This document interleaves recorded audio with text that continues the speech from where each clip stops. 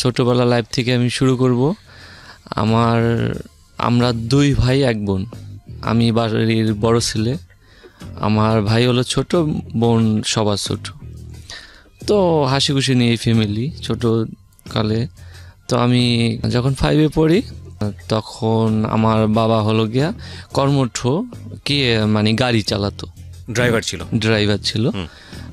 Actually দিন আনতো দিন খাওয়ার মতো।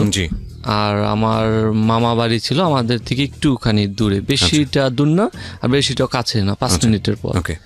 তো মামারা প্রতাপশালী, অনেক উচ্চ লেভেলে থাকে। তো যাইছে নানু বাসা আসা যাওয়া, আমার পড়াশোনা ইত্যাদি ইত্যাদি নিয়ে আমার খুব ভালো দিন কাটছিল।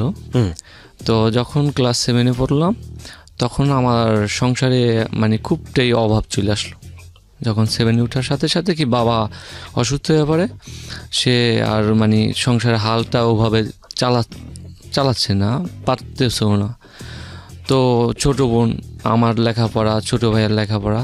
তো ছোট ভাইয়ের মা বললো কি তুই মাদ্রাসা হুজুর লেভেলে পড়, আর আমি পড়াশোনা চালাই যাই, দেখি রানাকে কিছু করা যায় কিনা, মানে চাকরি বাকরি দেওয়া যায় কিনা। আর ছোট বোনটা তখন মানে হাঁটতে। তখন আপনি কোন ক্লাসে? তখন ক্লাস 7-এ পড়ি। যখন আমার বাবার মানে আর্থিক অবস্থাটা একটু খারাপ। তো মামার বাসা থেকে আমার পড়াশোনা ওখানে। আমার 4 মামা, 4 খালা, আমার মাকে নিয়ে 4 জন। তো পাশাপাশি বাসা আসতাম যাইতাম, রাত্রে খাওয়া দাওয়া ওখানে খাইতাম বা বাসায় এসে খেতাম, এভাবে যাইতেছিল দিনটা। তখন আমার 2009 সালে আমার এসএসসি কমপ্লিট করলাম আমি। 2009 সালে, মানে আমি সংক্ষিপ্ত করেই বললাম, পিছনেরটা আমার লাইফ হলো গিয়া সামনে। বলুন। পরবর্তীতে ভাই এভাবে মানে তখন বাবা যখন এই পরিস্থিতিতে হলো, মা একটা জব নিল এনজিওতে। এনজিওতে জব নেওয়ার পরে ওখানে 3,500 টাকা স্যালারি পায়। তো ওটা দিয়েই মা যেভাবে হোক মেনটেন করে সংসারটা চালায়। চালানোর পর এক পর্যায়ে আমি আস্তে আস্তে আল্লাহর রহমতে এসএসসি কমপ্লিট করলাম। কমপ্লিট করবার পর আমি আমাদের পাশেই, আমার বাসা থেকে হয়তো 2-3 মিনিট লাগে কলেজে যাইতে। তো কলেজে যাওয়ার মানে মাকে বললাম যে মা আমাকে কলেজে ভর্তি কর, আমি ভর্তি হইতে চাই। তো বললো বাবা মেলা টাকা আর সম্ভব হচ্ছে না, আর আমারও শরীরের অবস্থা এরকম ভালো না। তো আমি বললাম তো মা কী করতে পারি আমি? তো মা বললো পাশের বাসা আমার, যার কথা না বললেই নয়, সে হিন্দু হোক মুসলিম হোক, সে আমার জন্য অনেক করছে। তার নামটা আমি একটু গোপনই রাখলাম, সে কাকা বলতাম আমি। তো সে আমাকে তার দোকানে নিল। কিসের দোকান ছিল এটা? তার মানে জুয়েলারির দোকান ছিল, কিন্তু সে কাজ করতো অন্যের দোকানে। তার কাজের হেল্প করার জন্য সে আমাকে নিল, হেল্পার হিসেবে। হ্যাঁ, হেল্পার হিসাবে। মাকে বললো যে রানা তো পড়াশোনা করে, যাক আমি ওর পড়াশোনায় কিছু খরচ দিব, মানে পাশাপাশি আপনার ফ্যামিলিটা ওই হবে, আমার উপকার হবে। তো ওই কাকাটা আমাকে নিয়ে গেল। সে হলো হিন্দু, আমাদের পাশের বাসা। তো সে হিন্দু। তো নেওয়ার পরে আমি এই ফার্স্ট গোল্ডের লাইনে আসা আমার জীবনের। আর তারপর নেওয়ার পরে আমি তার দোকানে গেলাম। তো সে হলো শিলা কাজ করে। শিলা কাজ বলতে আমরা যেটা বলি, আমরা যে স্বর্ণটা বানাই, গোল্ড প্লেট তৈরি করি, তার পরবর্তীতে যে ডিজাইনটা হয়, গ্লেসটা হয়, ওই গ্লেসটার কাজগুলোই মেশিনের দ্বারা হয়। ওই মেশিনের কাজগুলোই সে করে। ওটা কি নিজের হাতে করতো নাকি মেশিন? মেশিনের দ্বারাই নিজের হাতে করতে।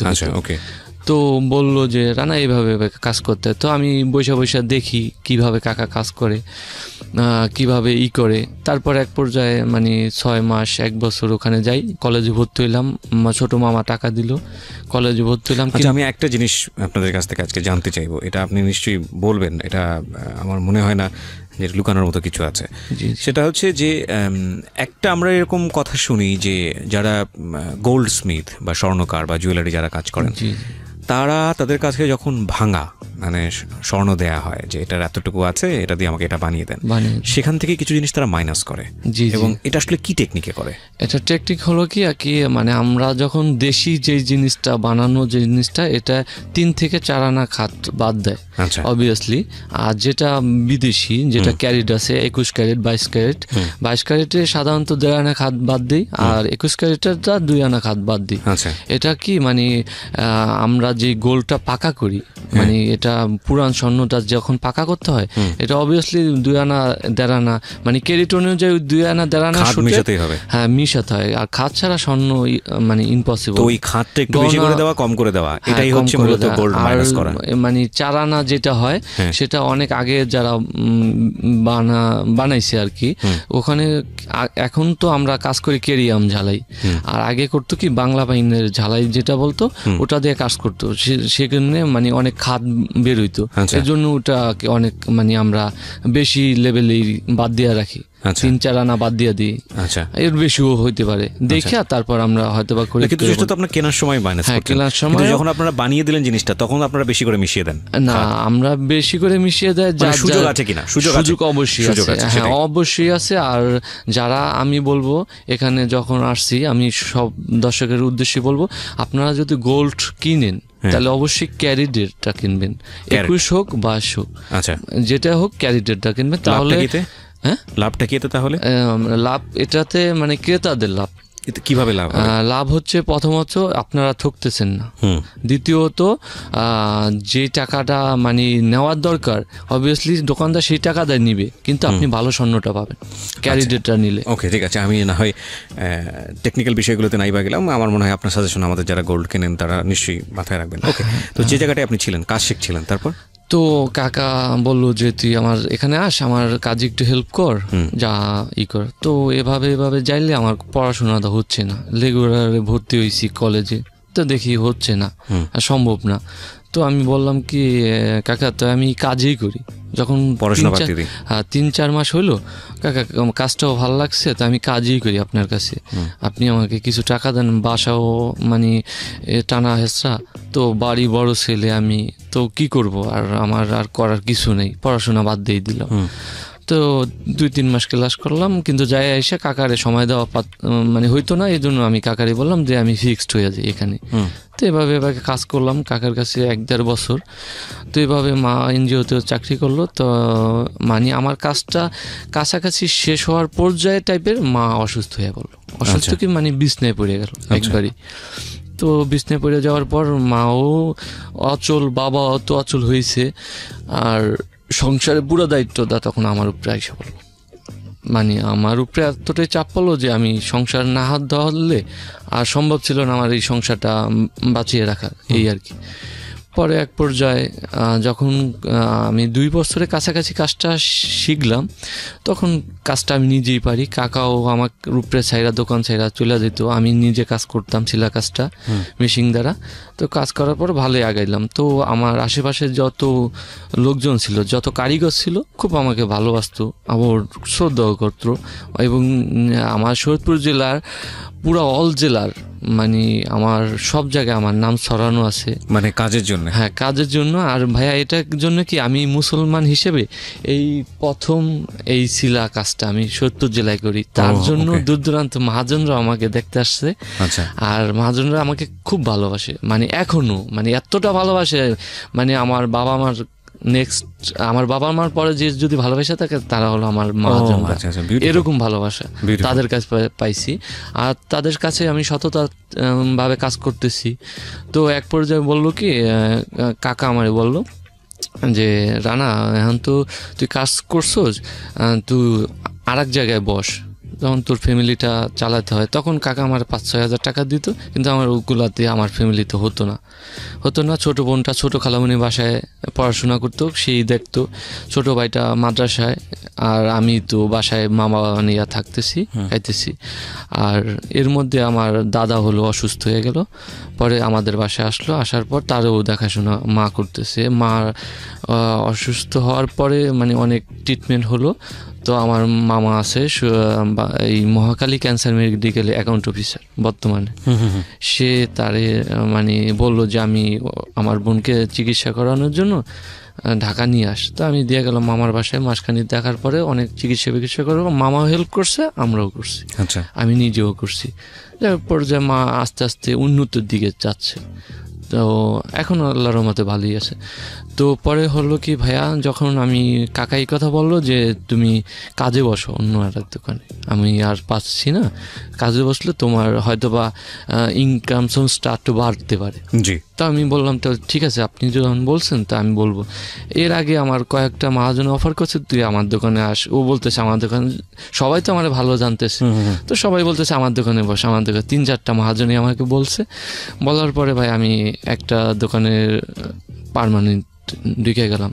তার কথাটা আমি বলি, সে হলো শিবলু চন্দ্রধর, হিন্দুর একটা দোকান, খুব ভালো একটা মহাজন। আমি অনেক শ্রদ্ধা করি, আর আমি মানে তার ফ্যামিলির সাথে মানে খুব মিশে গেলাম জিনিসটাতে। তো তার দোকানে কাজে লাগলাম কিভাবে, আমি আর মেশিনপত্র কিনতে হবে, যা যা আমার কাজের দরকার সেই মেশিনপত্র কিনতে, তা প্রায় 50-60 হাজার টাকার মতো লাগবে আর। তখন আমার কাছে তেমন টাকা পয়সা ছিল না। কাকা 5-6 হাজার টাকা দিয়েছিল যখন আইসা পড়বো, আর কিছু কলম দিয়েছিল যেটাতে ডিজাইন করতে হয়, সেই কলমটা দিল। তো মেশিন কিনতে হবে 2 থেকে 3টা, 50 হাজার টাকার মতো। তো আমার বড় মামা মাকে দেখতেছি, মেজো মামা তখন চাকরি করতেছে, সরকারি চাকরি, সেজো মামা সরকারি চাকরি করে, আর ছোটো মামা রাজনীতিবিদ। তো এক পর্যায়ে করলাম কি, মানে কারো কাছ থেকে পাইতেছিলাম না। তো পাইতেছিলাম না তো আমার ছোট খালা আর আমার খালা তো ভাই যে সৌদি আরব থাকে এখনো আছে, সে আমাকে কিছু টাকা দিল, হেল্প করলো, মানে নিজের একটা দোকান করার জন্য। দোকান করার জন্য ওই মেশিনপত্র কিনতে হবে, কিছু টাকা দিল, মানে 20 হাজার টাকার মতো এনএফ হয়েছে। তা 25 হাজার টাকা নিয়ে আমি ঢাকা আসছি, আইসা 2টা মেশিন কিনছি। তো 2টা কেনার পর আমি যে ওই যে শিবলুদার দোকানে কাজে লাগি। তো ভালোই কাজ করতেছি, এবারে যে 15 হাজার টাকা মাসে কাজ করি আমি। তো এভাবে দিন চলতেছে। চলার পথে যখন আমি বললাম কি পড়াশোনাটা একটু করি, এখন তো নিজের ইসের মধ্যে আসি, এখন নিজের স্বাধীনতার মধ্যে আসি, এখন অন্য স্বাধীনতা নাই, আমি একটু পড়াশোনাটা করি। তো আমি করলাম কি উন্মুক্ততে ভর্তি হলাম, আচ্ছা, যেটাতে শুক্রবার ক্লাস হয়। তো আমার শুক্রবার দোকান বন্ধ থাকে, আমি পারবো। আমার পড়াশোনাটা অনেক শখ ছিল, আমার খুবই শখ। আর পরে ভর্তি হইলাম ওখানে। হওয়ার পর 2012 সালে প্রথম আমার, তখন বাংলা কত সালে আমি বলবো না, তো যাই হলো 1 বৈশাখে একটা মেসেজ আসে আমার ফোনে। হ্যাঁ জি। আচ্ছা, ছোট্ট একটা বিরতি নেব প্রিয় শ্রোতা। ছোট্ট একটা বিরতির পর আবারও ফিরে আসছি আজকের এই সিক্রেটসে। যারা এই অনুষ্ঠানে অংশগ্রহণ করতে চান, নিজের জীবনের ভুল কিংবা অপরাগতা যাই হোক না কেন, অপরাধ বোধ কনফেস করতে চান, প্লিজ আমাদেরকে ফোন করবেন। আমাদের ফোন নম্বরটি হচ্ছে 09611904904। আমি আবারও বলছি। এবং সুভার এই অনুষ্ঠানটি প্রচার হওয়ার পর সুভা রাসেলকে নিয়ে যে কথাগুলো বলেছিল, রাসেল আমাদের কাছে একটা চিঠি পাঠিয়েছেন। আমি পুরো চিঠিটি পড়ে শোনাচ্ছি না আপনাকে। রাসেল, আমি ব্যক্তিগতভাবে আপনার সঙ্গে যোগাযোগ করতে চেয়েছিলাম, কিন্তু দুর্ভাগ্যজনক আপনি যেই ফোন নাম্বারটি ওখানে উল্লেখ করেছেন সেই ফোন নাম্বারটি সঠিক নয়, যে কারণে আপনার সঙ্গে আমি যোগাযোগ করতে পারিনি। আমি আপনাকে বিশেষভাবে অনুরোধ করব, আপনি সরাসরি আমার সঙ্গে এসে এফএমও কথা বলতে পারেন, এবং আপনি বলতে চেয়েছেন আপনিও কিছু বলতে চান রেডিওতে। আমরা সবসময় এটাকে ইন্সপায়ার করি। কোনো ব্যক্তি যদি আমাদের এখানে এসে তার জীবন, কোনো সিক্রেটস কিংবা জীবন গল্পে এমন কোনো বিষয় এখানে উপস্থাপন করে যেটা কারো সম্পর্কে বা কারো এগেনিস্টে চলে যায়, সেক্ষেত্রে ওই ব্যক্তিটি এসে তিনি তার অবস্থান পরিষ্কার করতে পারেন। সুতরাং সেই জায়গাটি থেকে রাসেল, আপনাকে আমি প্রথমেই অনুষ্ঠানের শুরুতেই আমন্ত্রণ জানিয়ে রাখছি, হয় চিঠিটিতে আপনি আপনার ফোন নাম্বারটি সংশোধন করে আমার কাছে আরেকবার পাঠান চিঠি, আমি যোগাযোগ করবো আপনার সঙ্গে, অথবা আপনি সরাসরি এসে আমার সঙ্গে এফএমে দেখা করুন। ঠিক আছে প্রিয় শ্রোতা, আমরা আবারও ফিরছি আমাদের যিনি আজকে গেস্ট আছেন তার কাছে। আজকে আছেন আমাদের এখানে রানা। আমি কথা না বাড়িয়ে রানার কাছে আবারও ফিরছি। ওকে রানা, যেখানটায় আমরা ছিলাম, তারপর মেসেজ আসলো শুভ নববর্ষ। আচ্ছা, তো আমি দেখা পরে আর অ্যান্সার টেনশন তিনি, রাত্রে যখন বাসায় গেছি, যাওয়ার পরে অ্যান্সার দিলাম ওকে আপনাকে শুভ নববর্ষ, আননোন নাম্বার। তো আমি মেসেজটা পাওয়ার পর ও আবার রিপ্লাই দিল, আপনি কে জানতে পারি, এভাবে বললো। তো আমি বললাম হ্যাঁ আমার নাম রানা, আমি বাসা শরীয়তপুর এরকম। তো ও বললো ঠিক আছে, আমি হলো পিয়া। তো আমি বললাম ঠিক আছে, তো আপনি আমার নাম্বারটা পেলেন কোথায়? মেসেজই কথা বলতেছি। তো বললো আমার ফ্রেন্ডের নাম্বার সাথে আপনার সামনে ম্যাচ আছে, যার জন্য ওর নাম্বারে ভুল করে আপনারটা চলে গেছে। ও আচ্ছা আচ্ছা। এটা তো আমি বললাম ওকে ঠিক আছে। তো ও জিজ্ঞেস মানে আমাকে প্রশ্ন করলো যে আপনাকে একটা প্রশ্ন করতে পারি? আমি কই ঠিক আছে করো, সমস্যা নাকি। তো বললো আপনি কি ম্যারিড না আনম্যারিড? আমি কই না আমি আনম্যারিড। প্রথমে এই ধরনের প্রশ্ন, এটা তো একদম মানে হ্যাঁ মানুষের ব্যক্তিগত ডাইরেক্টলি, জীবনে। হ্যাঁ এইটাই প্রশ্ন করলো। পরে আমি বললাম না আমি আনম্যারিড। তো বললো আপনার কয় ভাই কয় বোন, এইভাবে ইত্যাদি ইত্যাদি আছে ব্যক্তিগত বিষয় জিজ্ঞাসা হচ্ছিল, এগুলো সব এসএমএস এর মাধ্যমে হচ্ছে। এসএমএস এর মাধ্যমে। আচ্ছা। পরে 3 দিন 4 দিন গেল এসএমএস এর মাধ্যমে। তখন ভাই আমি কাজের মধ্যেও ওর এসএমএস করতাম, হয়তো দু একটা অপশন ভুল হইতো। তো ও বলতো আপনি কি পড়াশোনা করেন নাই বা এটা না? আমি বলছি হ্যাঁ আমি এসএসসি কমপ্লিট করছি, পরে আর পড়াশোনা হয়নি। আচ্ছা। আমি এখন একটা মানে চাকরি করতেছি, এটা বলছি। মানে নিজের পেশাটা গোপন করেছেন? পেশাটা বলিনি, যে আমি বলছি জাস্ট একটা চাকরি করছি। আর একটা মেয়েকে হয়তো বা সঠিকটা প্রথমেই বলাটা উচিত না, আমি তখন এটা মনে করছিলাম। তো তারপরে বললো ঠিক আছে। তো একদিন রাত্রিবেলা আমি ওরে ফোন দিলাম মতন, আমি ভাবলাম যে এটা কি মেয়ে না ছেলে, তো আমি একটা ফোন দিয়েই দেখি। তো ফোনটা রিসিভ করেনি। পরে 2 ঘন্টা পর 11:15টার সময় আমাকে ফোনটা রিসিভ করে। আমি বাসায় এসে 10টার আগে মনে হয় ফোনটা দিছিল। তো 11:15টার সময় ফোনটা রিসিভ করার পরে বলতে ও ফোন দিছে। ফোন দেওয়ার পরে বলতেছে আপনি কি ফোন দিয়েছিলেন? সে আমি বলছি আমি আপনার ফোন দিয়েছিলাম। তখন ভাবলাম ও মেয়ে। পরে বলার পরে তো আমি বললাম যে এই ঘটনা আমি জানার জন্য আপনাকে ফোন দিছি কি মানে আপনি কি মেয়ে না ছেলে, এই জন্য আমি কনফিউজে ছিলাম। তো এখন বুঝলাম। কয় কেন আপনি কি অন্য মেয়েদের সাথে কথা বলেন? এইভাবে কথা বলেন? আমি কই না আমি আমার ফ্রেন্ডরা আছে কিন্তু তাদের সাথে ছাড়া আর কারোর সাথে কথা হয় না এরকম। আর আমি খুব কাজে বিজি থাকি, যত একটা জব করি আমি কাজে খুব বিজি থাকি। তো এক পর্যায়ে ও ভালোই কথাবার্তা হইলো ওই দিন রাত্রে ঘন্টাখানিক, মানে জিজ্ঞেস করলো। তো 1 ঘন্টার মতো কথা বলার পরে তো আমি ওর ডিটেলস জিজ্ঞেস করলাম কোথায় থাকেন কি করেন। কম বললো আমি ঢাকা থাকি, আমার বাসা ঢাকায়, আমার গ্রামের বাসা বরিশাল, ওর বাবার বাড়ি বলছিল। তো আমি কখনো করিনি। পরে ও বললো ঠিক আছে ভাইয়া, তো ঢাকা আসা হয়? আমি তো শরীয়তপুর চিনি, বাট আমার নানুর বাসার পরেই আপনার পদ্মা নদীর এপার আমার নানুর বাসা, আর পদ্মা নদীর ওপার শুনছিলাম শরীয়তপুর, আমি কখনো যাইনি। তো আমি বলছি হ্যাঁ হতে পারে। তো ওর নানু বাসা নাকি মুন্সিগঞ্জ আমাকে বললো। আচ্ছা। তো এক পর্যায়ে এভাবে ওই দিন কথা শেষ হলো। পরে আবার মেসেজ কি করেন এভাবে, মানে সপ্তাহখানি মেসেজ হলো। তো 15 দিন পর ও আমাকে বলল ভাইয়া আপনাকে একটা কথা বলতে চাই। তাই আমি বললাম কি? আপনি যদি একবার ঢাকা আসেন আমার সাথে একটু মিট করেন, যখন আপনার সাথে একটা কথা বলতে বলতে একটা আন্ডারস্ট্যান্ডিং হয়েছে, ফ্রেন্ডশিপ হয়েছে, তাই আমি বললাম যে কোথায় আসবো কি করবো, আমি তো ঢাকা শহর আসি খুব কম, আসি না তা না, যখন তাঁতিবাজার কাজ থাকে তখন আসি। আমি তাঁতিবাজারে এখানেই থাকি আর কি। তো আমাকে বলার পর তাই আমি বলছি ঠিক আছে আসবো তাহলে আমি। তো আমার একটা ফ্রেন্ডকে নিয়ে মানে এর মধ্যে আবার 1.5 মাস চলে গেছে, ওর সাথে কথা হইতেছে, মেসেজিং হইতেছে। তো 1.5 মাস চলে যাওয়ার পর ওর সাথে দেখা করে একটা ডেট ফিক্সড করলাম। তো বললো ঢাকা মহানগর মহিলা কলেজ, এটা হলো লক্ষ্মীবাজারের মধ্যে। ওকে। তো আমি আমার এক ফ্রেন্ডকে নিলাম, ও ঢাকা ভার্সিটিতে এখন পড়তেছে। তো ওরে নিয়ে আমি বললাম যে এখানে যাইতে বলছে। কে যাইতে বলছে? পিয়া যাইতে বলছে। ওই ফ্রেন্ডটাকে নিয়ে আমি শরৎপুর থেকে রওনা দিলাম। তো রওনা দেওয়ার পরে আসলাম। তো ও বলতেছে যে আপনি আসার পরে বলতেছে আপনি চিনবেন তো? আমি বলছি চিনবো, আমার এক ফ্রেন্ডও আসতেছে, বলো তুমি কোথায় আসতে হবে। তখন তুমি করেই বলা হয়ে গেছে। ও নাম ছিল পিয়া? পিয়া, ওর নাম দিছে পিয়া। আচ্ছা। তো আমি সেভাবে বলতেছি। তো আসার পরে আমার ফ্রেন্ডকে নিয়ে আসলাম, আসার পর গুলিস্তান নামার পর বললাম ঢাকা মহানগর মহিলা কলেজ কোথায়। তো রিক্সাওয়ালা আমাদের ক্যাম্পাসের দিকে নিয়ে গেল। তো হয়তো বা ওদিকে হবে, ঢাকা ভার্সিটির ক্যাম্পাস, ওদিকে নিয়ে গেল। তো আমি বললাম এর দিকে তো না। তারপর ওরে ফোন দিলাম, ফোন দেওয়ার পর আমাকে তো এদিকে নিয়ে আসছে, তা আমি চিনতেছি না কোথায়। বললেন যে তাঁতিবাজার এরিয়ার ও অপোজিটে লক্ষ্মীবাজার সদ্দি কলেজের কাছাকাছি, এখানে বললে আসলেই হবে। আমি এখানেই আসি, আমার ছোট বোনকে আনতে যাব স্কুল থেকে। তো আমি এক পর্যায়ে ওই ফ্রেন্ডকে নিয়ে তখন আবার রিক্সা করে এখানে আসলাম। আসার পর ওই মহানগর মহিলা কলেজে সামনে দাঁড়ালাম পর একটা বেবি মেয়েকে নিয়ে, বাচ্চাটার বয়স হয়তো বা 7 বছর হবে, ওর বোন ছিল, ছোট বোন। তো আসলো বোরকাপুরে। তো বোরকাপুরে আসার পর আমি আর আমার এক ফ্রেন্ড 99 শোরুমে ঢুকলাম। তো আসার পর আমার বলতেছে, জি আপনি রানা? আমি ওকে আগেই বলছি যে আমি এই কালার শার্ট পরে আসছি, এই আমার পিছনে কলেজ ব্যাগ আছে, আমরা দুজনের ফ্রেন্ডের কলেজ ব্যাগ আছে, তো তুমি আসো, আমি 99-এর মধ্যে আছি। তো 99-এর ভিতরে যাই বলতেছে, আপনি রানা? আমি বললাম জি আমি। ও বোরকা পরা ছিল, আমি তো দেখিনি।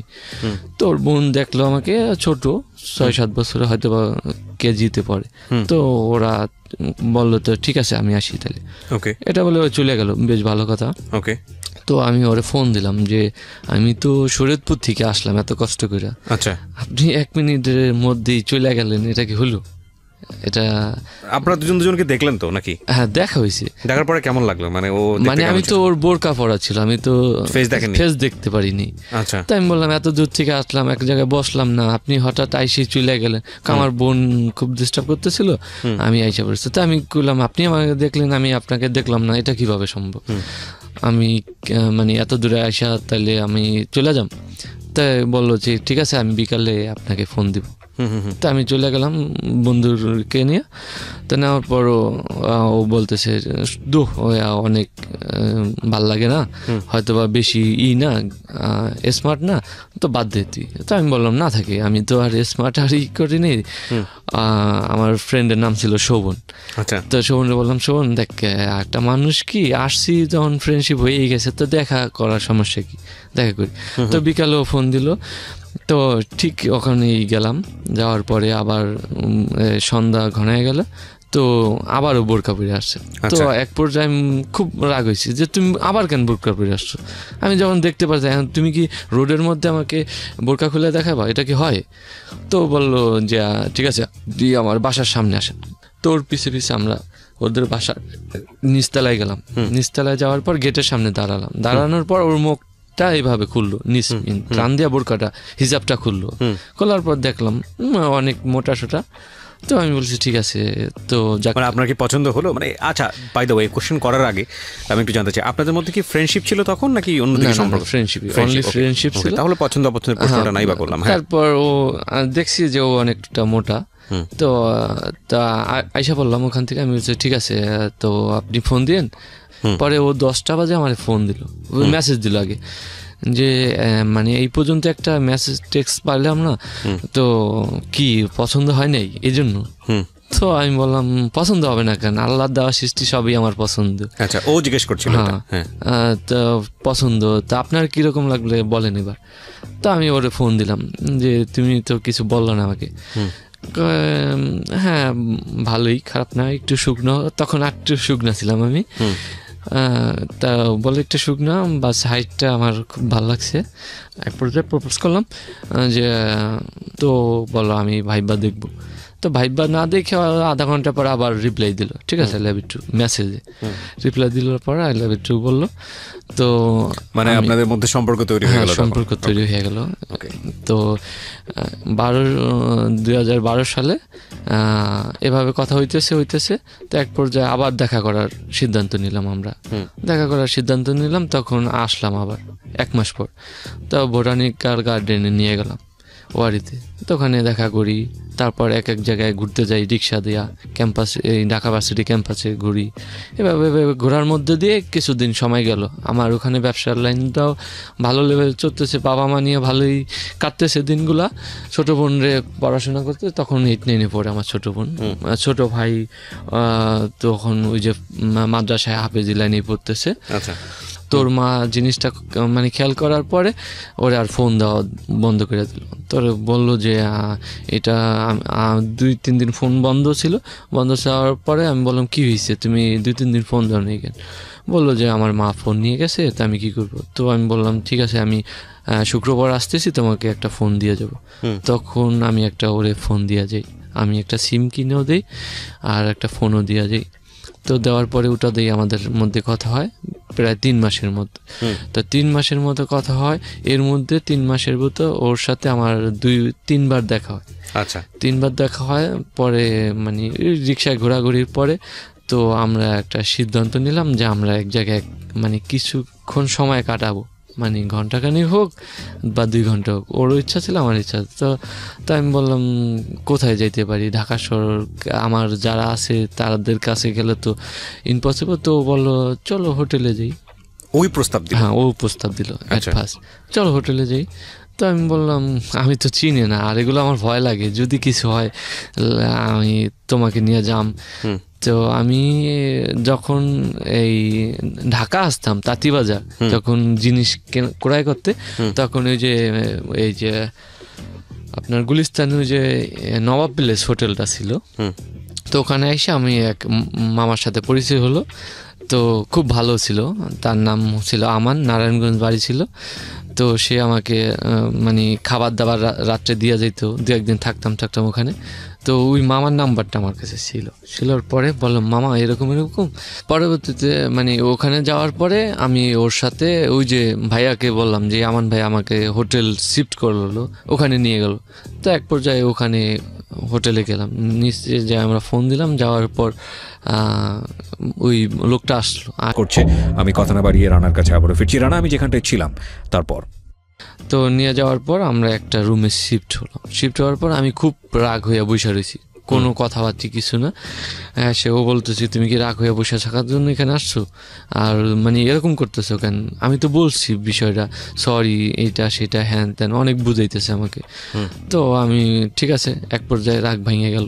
রাগ ভাঙার পর তা আমি ওরে বললাম যে দেখো আমি তোমাকে এখনো বিয়ে করিনি, আর আমার ছোট ভাই আছে, একটা বোন আছে, আমি চাইলেও এখন বিয়ে করতে পারবো না। আর তুমি মাত্র এসএসসি কমপ্লিট করে ইন্টারে ভর্তি হয়েছো, আমিও ইন্টারে পড়তেছি, সমবয়সী হয়ে যাই, কিন্তু এত তাড়াতাড়ি কিন্তু আমি বিয়ে করতে পারবো না। যদি তোমার সাথে আমার ভালোবাসা হয়ে যায়, মানে আগাইতে চাই, তা অনেক মানে ধৈর্য ধরতে হবে, 2-3 বছর বা 4 বছর ধৈর্য ধরতে হবে। তুমি কি সেটা পারবা? আমি তোমার জন্য সারা জীবন ওয়েট করতে পারবো, কিন্তু তোমার বলতে পারবো না। এরকম কথাবার্তা বলতেছে। তো বলার পর এক পর্যায়ে আমরা মানে খুব কাছের মানে আইসা বললাম, দুজনের মধ্যে কাছের মধ্যে আসার পর ও মানে আমি এক পর্যায়ে ওর গায়ে হাত দিলাম, ওই দিনই টাচ করলাম ওই হোটেলের মধ্যে। ওকে, আপনাদের মধ্যে একটা অনৈতিক সম্পর্ক হলো। হওয়ার পরে তারপর ও মানে প্রথম কান্না করার পর আমি বললাম কান্না করতেছো কেন? তো ও বললো যে এমনি।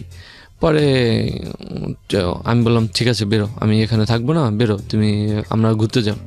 তো ফ্রেশ হয়ে বেরোনোর পর আমরা গেলাম হাতির ঝিলে, ওখানে যাই ঘুরিয়া টুরিয়া আসলাম, খাওয়া দাওয়া হইলো, সব কিছু হইলো, ওরে বাসায় দিয়ে আসলাম সন্ধ্যার পর। দিয়ে আসার পরে মানে এক পর্যায়ে আমি চলে গেলাম দেশে। নাম্বারটা মনে হয় ওর মা নিছে, নেওয়ার পরে তখন মার্চ মাসে 2012 সালে। তো নাম্বারটা নেওয়ার পরে আমারে ফোন দিছে বলতেছে যে তুমি কি রানা? হ্যাঁ, আমি বললাম জি হ্যাঁ, আপনি কি? তো বললো আমি জান্নাতের মা। সে বললো, তা আমি সালাম আলাইকুম দিয়া তার শ্রদ্ধ ভাষায় কথাবার্তা বলতেছি, জি আপনি বলেন আন্টি, তুমি আমার মেয়েকে মোবাইল দিছো কেন? ডাইরেক্ট প্রশ্ন করলো। তো আমি বললাম আন্টি আমি মোবাইল দিছি ঠিক আছে, কিন্তু অন্যায় করছি একই হিসাবে, আমি ওকে খুব ভালোবাসি, এটা আমি ডাইরেক্টলি বললাম। আচ্ছা। তো বললো যে এটা কি ঠিক? মানে তুমি তোমার বোন হলে এটা পাত্তা, এগুলো আমাকে অনেক বুঝাইলো সে। তাই আমি বললাম দেখেন আমি ওর অনেক ভালোবাসি, ও তো পড়াশোনা করতেছে, ওই তোমার তুমি ওর মাথাটা খাইতেছো, এটা সেটা হ্যাঁ, আপনাকে সব কমপ্লেন দিল। তুমি নেক্সট ডে ওরে ফোন দিবা না, ওর ফোনটা ভাঙে ফেলার পর ওকে মারধরও করছে শুনছি। পরে 1 সপ্তাহ 15 দিন পর ও আমাকে ওর মার মোবাইল দিয়ে রাত্রে লুকায় কথা বলতো, প্লিজ তুমি আমাকে ফোন দেওয়া যাও, আমি তোমাকে কথা না বলে থাকতেই পারি না। ওর বান্ধবী কলেজে যায়, ওর বান্ধবীর নাম্বার দেওয়া ফোন দিত, এই এক নাম্বার দেওয়া ফোন দিত। আমি দেখতাম ও কষ্ট করতেছে আমার সাথে কথা বলার জন্য, যাক আবার ফোন দিই। তো আমি কলেজে যাই, আবার 15-20 দিন পর আরেকটা ফোন দিয়ে আসলাম। দিয়ে আসার পর ওর নাম্বার ওই আগেরটাই, তো কথাবার্তা বলতেছি। তো ওর মা তারপর থেকেই ওকে গার্ডে রাখলো কি রাত্রে ওর মা ওর সাথে শুয়ে, তো কথাবার্তা মানে আসছে আমার সাথে কথা। ওর মা শুয়ে থাকলেও বুঝতে পারতো না যে ও কথা বলতেছে, এভাবে কথা বলতো। তো কথাবার্তা বললাম। এক পর্যায়ে যখন সেপ্টেম্বর মাস আসে, তো ওর মা এর মধ্যে আরো 2-3 বার আমাকে ফোন দিছে, তোমার সাথে কথা হয়? তো আমি ওর মারে বলতাম হ্যাঁ। তো কিভাবে? আমি ওরে ফোন দিছি আবার, আপনি ওটা নিয়ে গেছেন, আমি ওকে ভালোবাসি আর আমি ওকে বলতে পারবো না, যার কারণে আমি ফোনটা দিছি। তো ওর মা আমাকে বললো ঠিক আছে তুমি আমাকে দেখা করো। তো ওর মা এক পর্যায়ে জিজ্ঞেস করার পরে আমি সত্যিটাই বলছি, জি আমার সাথে ওর সব কিছু হয়েছে, আমি ওকে বিয়েও করব, কিন্তু আমার একটু মানে সময় দিতে হবে। তো ওর মা বললো ঠিক আছে তোমাকে আমি দেখবো, তুমি আসো। তো আসবো, কবে আসবো আমি? ঠিক আছে সেপ্টেম্বরের 22 তারিখ 21 তারিখ ওর ছোট আন্টির বিয়ে, ওর জান্নাতের ছোট আন্টির বিয়ে। তো ওখানে আমাকে ইনভাইট করলো যে তুমি ওই বিয়েতে আসবা। তাই ও আমাকে বললো যে না ইম্পসিবল, তুমি বিয়েতে আসবা না, আসলে আমার মরা মুখ দেখবা, আর আসলে কি হবে সেটা আমি জানি, আমার মা বাবা তোমাকে হয়তো বা ইনসার্ট করবে। আমি ওদের বাসায় গেলাম, যাওয়ার পরে বললাম তোমার আম্মু তো আমাকে আসতে বলছে, আমি তার জন্য আছি। তুমি জানো ও আম্মু কি করবে, তোমাকে মাইরেই ফেলাবে, আর আমার মামার জিতছে নো, আমার মামা তোমায় মারবে, তোমার এটা করবে সেটা করবে, আমাকে অনেক কথা শুনেলো। তো আমি বলছি তার সাথে কথা বলে আমি চলে যাই, যদি কিছু বলে তুমি তো আসো, তুমি তো আর আমার বাইরে যাবে না। না সেটা কিভাবে সম্ভব, আমি তোমার কাছে তোমারই থাকবো। তো পুরা সাপোর্টটা দিল। তো ওর মা আবার ফোন দিল কি তুমি জান্নাতকে নিয়ে এই বুড়িগঙ্গা নদীর ওপার ও চীনে ওর বড় খালামণির বাসায় আসো, আমরা এখানে আছি। আচ্ছা। তারপরে ওখানে গেলাম, যাওয়ার পরে ওরে ম্যানেজ ট্যানেজ করে নিয়ে যাওয়ার পরে আমার সাথে তারা মানে যেই বিহেভটা করলো সেটা না বললেই নাই। ওর খালাতো ভাই আমাকে মারতে আসে, ওর মামারা আমাকে মারতে আসে, ওর বাবা মারতে আসে। ইন দ্য মিন টাইম কি আপনার ফ্যামিলি স্ট্যাটাস, আপনি কি করেন না করেন সবকিছু কি ওর পরিবার জেনেছিল? ওর পরিবার জানে না, বাট ওকে বলছেন, ওকে বলে ফেলেছে সবকিছু। আমি সবকিছু বলে ফেলেছি। ওখানে গিয়ে আপনি কি দেখলেন? ওরা কেমন? ওরা মানে ওর বাবা একটা টেইলারের দোকান, হ্যাঁ লক্ষ্মীবাজার টেইলারের দোকান এখনো আছে, আর ওর মা গৃহিণী, আর ওরা 3 বোন 1 ভাই। আচ্ছা। তো ওর সম্বন্ধে সবকিছু জানা হয়েছে। তারপরে ওই চলে গেলাম ওর বড় খালামণির বাসায়। যাওয়ার পরে ওর মানে যা তা ভাষায় কথা বলতেছে, যা তা ভিপ করতেছে। আমি বললাম যে ওর আম্মু কোথায়, তাকে নিয়ে আসেন। রাখবে না তোর, ওর আম্মুর দা তুই কি করবি? ওর মামা এই কথা বললো, তোরে এখন বিয়ে দিম আমরা। তো আমার মামাকে জানানোর পর আমার এক বোন থাকে। আপনার ফ্যামিলি কি জানতো মেয়েটার ব্যাপারে? আমার মার সাথে শেয়ার করছি সবকিছু, আর আমার ছোট খালামণির সাথে শেয়ার করছি। তো আমার মামা ফোন দিল, মামা আমার খালাতো বোনকে বললো যে রানা যেখানে আছে সেখানে যা, তুই খালাতো বোন, ওর নাম হলো মৌসুমি। তো আমাকে ফোন দিয়ে আমার কাছে আসলো এক পর্যায়ে। আসার পরে মানে সব ঘটনাই বললো, আমার গার্জিয়ান হিসাবে ও ছিল। তো থাকার পরে ও আমার সব কিছু বলার পরে ঠিক আছে আমার ভাই যখন পছন্দ করেই ফেলছে, আপনারা যখন জোরপূর্বে বিয়েই দিবেন, তো ঠিক আছে আমরাও মানলাম, ঠিক আছে বিয়ে পড়ান। কিন্তু মানে এখন যে বউ নিয়ে যাইতে পারবে সেটা পারবে না। কয় না এখন আমরা দিব না, আমাদের মেয়ে আমাদের কাছেই থাকবে, বা তোমরা রিলেশনটা মানে বৈধতা করে দিলাম আর কি, ওরা মানে এটা বলতেছে। তো এক পর্যায়ে আমাদের ওই সেপ্টেম্বরের 22 তারিখে আমার বিয়ে হয়। বিয়ে হওয়ার পরে কাবিনের টাকা টুকা সব কিছুই ওর মামা খরচ করে, বিয়ে করার পর ও আমার ছোট ওই যে বোনটা আসছে আমার গার্জিয়ান হিসেবে, বোনটা চলে গেল, আমাকে দেশে যাইতে বলল যে তুই দেশে চলে যা। তো আমিও চাইছি ওরে বিয়ে করব, ও চাইছে, খুব হ্যাপি, মানে ভালোই।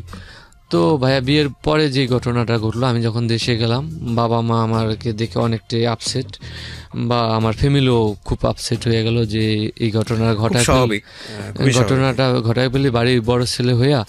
তো এক পর্যায়ে আমার মা শত হইলে আমি সংসারের হাল ধরছি, এখন আমাকে বকতেও পারে না, কিছু বলতেও পারে না, আর আমি যদি মানে খারাপ কিছু করি তাহলে আমার সংসারটাও নষ্ট হয়ে যাবে।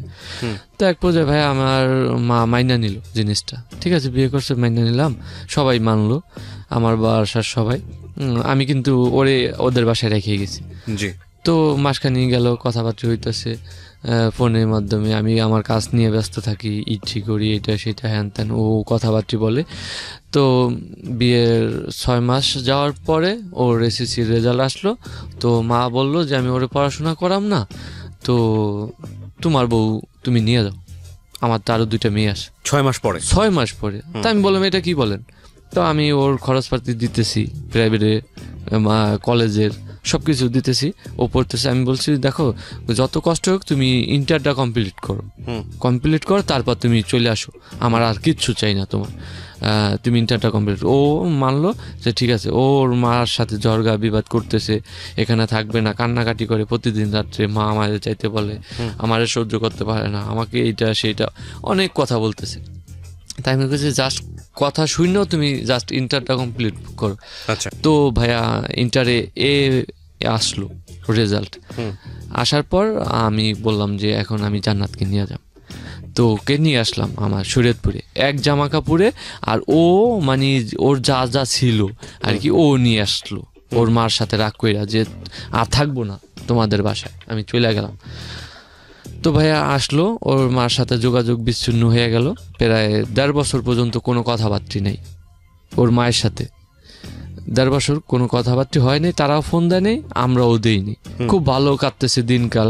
বাসার সবাই আমার বউকে দেখে অনেকটাই হ্যাপি ছিল, আবার আনহ্যাপিও ছিল কিছুজন। যত বাড়ির বড় ছেলের বিয়েটা আমরা ইনভাইট পাইলাম না, তো কোনো অনুষ্ঠান হইলো না। একটা দেশ গ্রামে তো মানে সরাসরি কথাই, যে কি হইতে পারে সেটা তো আর বলার কিছু নেই। তো এক পর্যায়ে সবাই রানার বউ হিসেবে মানলো, খুব আদর যত্ন করলো। তো ভাইয়া তখন আমার বাসা, আমি ঘর উঠাইতে পারিনি, তখন একটা টিনের ঘর ছিল আমার। তো আমি কিভাবে ওই বাসাটায় আমি উঠাই, আমার কাছে নিজের কাছে খারাপ লাগার কারণে আমি আমার নানুর বাসায় ওকে উঠাইলাম। আচ্ছা। নানুর বাসায় বিল্ডিং করা ঘর আছে, তখন আমি উঠালাম। উঠানোর পর কাজ করতেছি, ভালোই দিনকাল ভালোই যাইতেছে ভাইয়া। তো আমি ভাবলাম যে একটা ঘর উঠাম। তো আমার সমস্ত খরচ দিয়ে আমি কিছু সঞ্চয় করতাম আর কি। তো সঞ্চয় করার পরে ওখানে প্রায় 70-80 হাজার টাকা হওয়ার পরে ওগুলা দিয়ে আমি ইট কেনার চেষ্টা করলাম। যে আমি আমার বউরে কেন অন্যের বাসায় রাখবো, নানুর বাসায় রাখবো, মানুষের খারাপ বলে, মা বাবাও করে।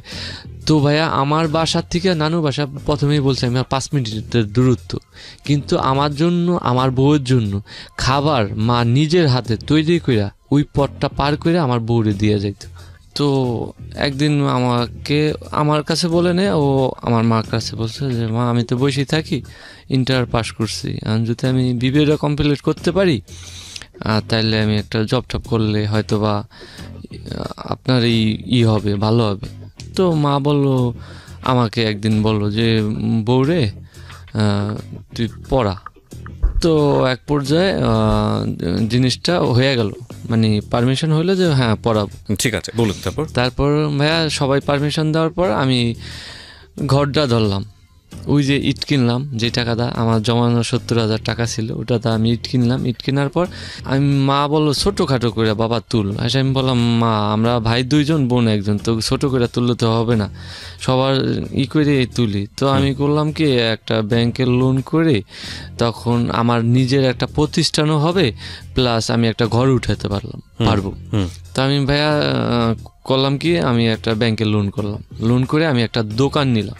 এই ফার্স্ট আমি দোকান নিলাম। এর মধ্যে একটা টাকা আমার বাবার না, আবার কোথা থেকে আমার কেউ কয়দিন আপনি কমপ্লিট করেছেন এই বাড়িটা? 16 লাখ টাকার বাড়ি আমি গত বছর কমপ্লিট হয়েছে পুরাপুরি। এখন মানে এই টাকাটা আপনি পেলেন কোথায়?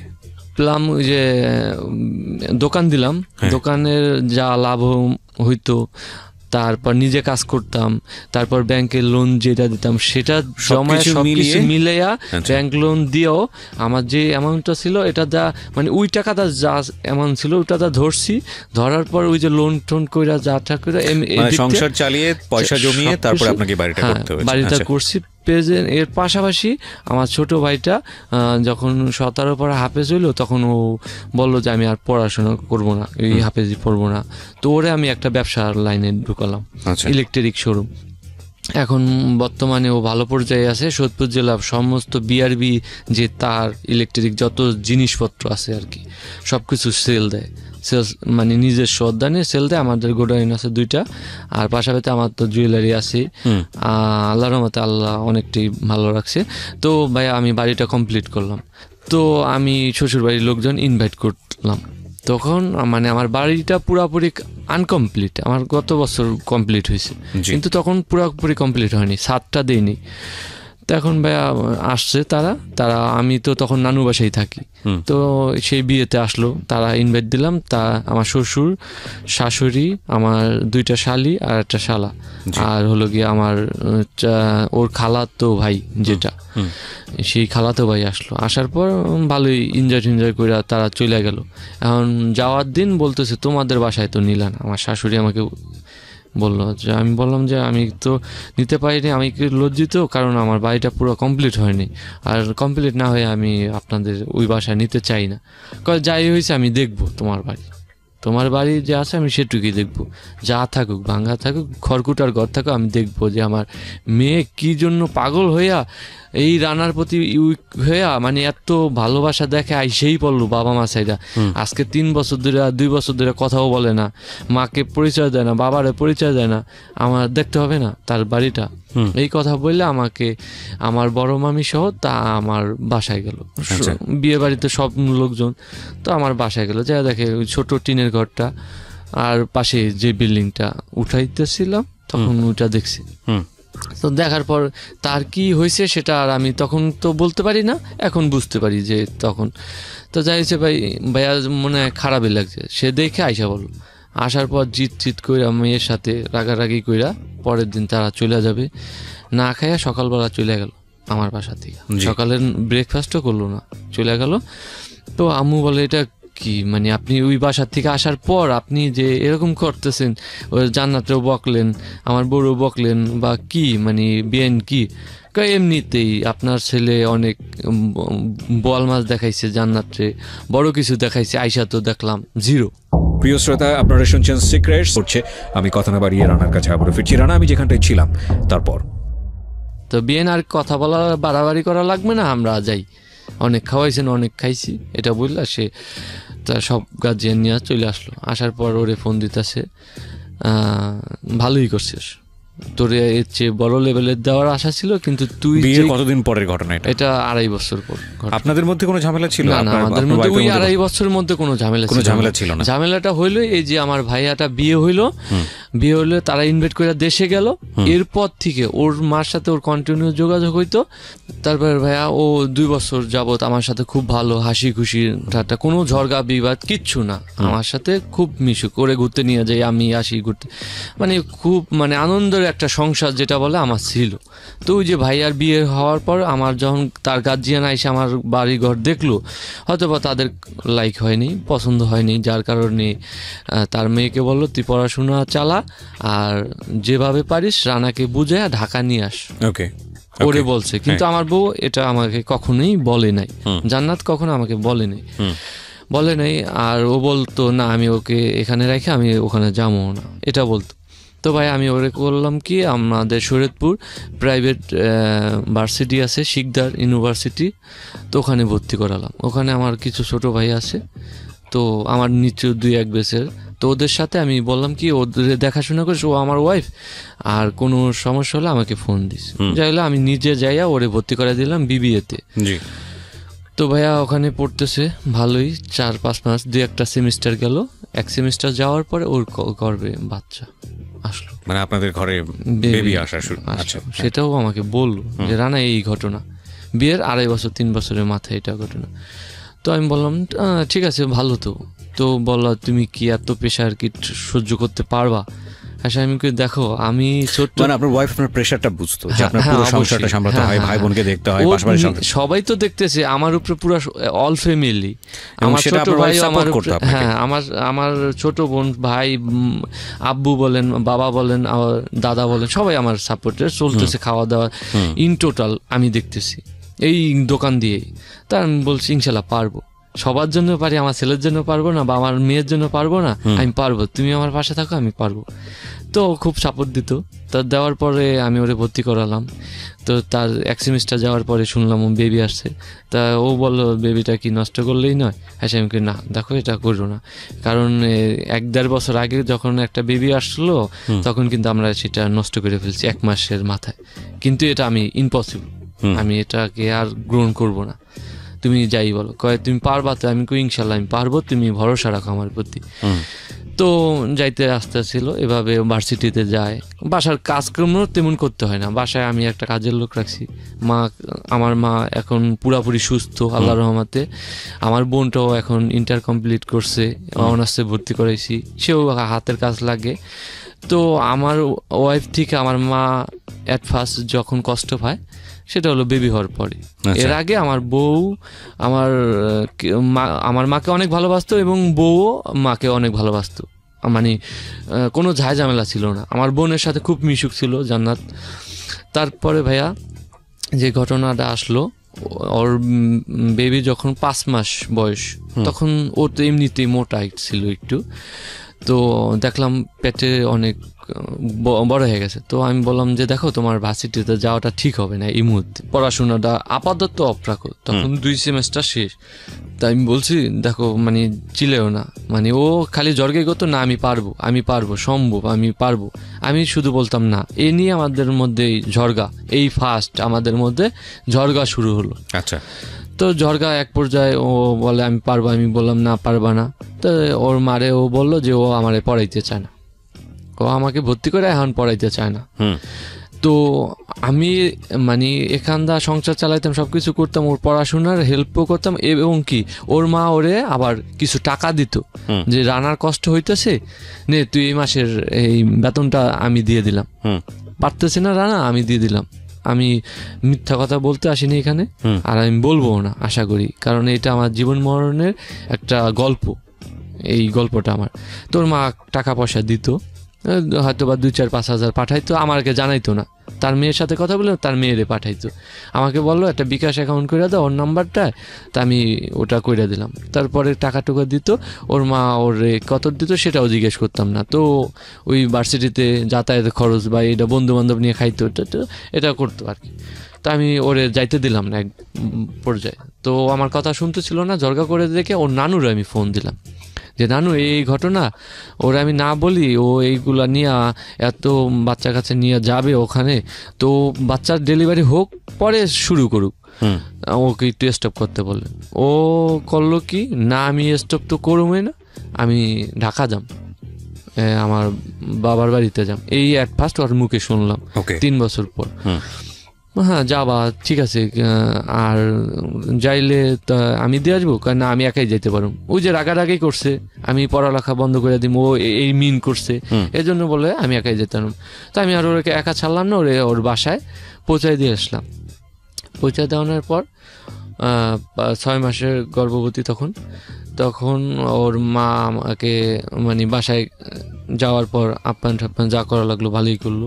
তা আমি শুনলাম, সে বললো যে তুমি এই মুহূর্তে বাচ্চাটা নেওয়া ঠিক হয় নাই, এতটুকু ছোট বয়সে তুমি এত হাল ধরবা কিভাবে, আমার মাথায় কাজ করে না, কি করবা না করবা আমি বুঝে উঠতে পারি না রানা, আবার নিলা বাচ্চা, তোমরা ছোট বয়সে এত কিছু কইরা আবার এখন বাচ্চা নিয়ে ফেললা, এটা কি জিনিসটা ভালো হইলো? আমাকে সে এ ধরনের কথা বললো। এটা ভালো বলছে না খারাপ বলছে সেটা তার। তা আমি বলছি দেখেন এই ঘটনা, আমি আর এটা আমি নষ্ট করতে চাই না, আর আমার এই বাচ্চাটা আমার লাগবে, আমি পারবো। তো আমি কথা শুনিনি, আমি বউকে বলছি আমার ওয়াইফকে, সেও মানছে, আমি ও মানার ক্ষেত্রে এই বাচ্চাটা হইলো আর কি। তো ভাইয়া কত সালে বাচ্চাটা হলো আপনার? বাচ্চার বয়স কত এখন? 2 বছর 9 মাস ওকে বাচ্চা। তো ভাইয়া আমি বাচ্চাটা এক পর্যায়ে নিলাম। তো নেওয়ার পরে বাচ্চা ওর মা ওকে নিয়ে আসলো, ঢাকা নিয়ে আসলো, বললো যে রানা করবে, রানা তুমি যাবা আসবা আর ও আমার কাছে থাক, এটা বললো আর কি আমার ফ্যামিলিকেও। ওনাকে ঢাকায় রাখার দরকার হচ্ছিল কি কারণে? ওই যে আমি ওখানে, ও ভাবতেছে আমি ওকে পড়াশোনা বন্ধ করে দিই ইন টোটাল, কিন্তু আমি তো ওরে ভর্তি করেছি পড়াশোনা করাবো, আমার মা সাপোর্ট দিচ্ছে। তো ঢাকায় গেলে কি হবে, ও পড়াশোনা করতে পারবে? হ্যাঁ, ও নাকি ঢাকা গিয়ে পড়াশোনা করতে পারবে। তো এই বললে ওর মা নিয়ে আসলো যে বাড়ির কাছে আমার কলেজ আছে, তাই আমি ওখানে ভর্তি করে দিন, এটা বললো। তাই আমি বললাম না, এটা করেন না, ডেলিভারি পর্যন্ত আপনার কাছেই রাখেন, পরে আমি ওরে নিয়ে আসা আবার 3rd সেমিস্টার থেকে ও শুরু করবে। আমি যখন 2nd সেমিস্টার কমপ্লিট হয়েছে, তো এই বললে ওর মা নিয়ে আসলো। নিয়ে আসার পরে আমি সপ্তাহ শেষে আসতাম বা 15 দিন 20 দিন পর আসতাম, জাস্ট ঝরগা এটার জন্য লাগতো আমাদের মধ্যে যে আমাকে ঢাকা সেপারেট হতে হবে, মানে দেশের যে দোকান বা দেশের যে এত কিছু করছি বা এত মানে হয়েছি, বড় হয়েছি, সেটা ক্লোজ কইরা বন্ধ করে ঢাকায় এসে আমার ব্যবসার জন্য বলতেছে, এবং কি তার ফ্যামিলিও বলতেছে। আমি বলছি ইম্পসিবল, এটা কিভাবে সম্ভব? আমার দোকান ওখানে, আমার দোকানে সব মহাজনরা চিনি ওখানে, তা আমি ঢাকায় এসে কোথায়? শ্বশুরের ভূমিকা কি এখানে? আপনার শ্বশুর কোথায়? আমার শ্বশুর বলতে হলো গিয়া আমার শাশুড়ি যেটা বলে ওই ফ্যামিলিতে সেটাই হয়। আমার শ্বশুরকে যদি বলে উঠতে করলে উঠতে বসে, বসতে করলে বসতে পারে।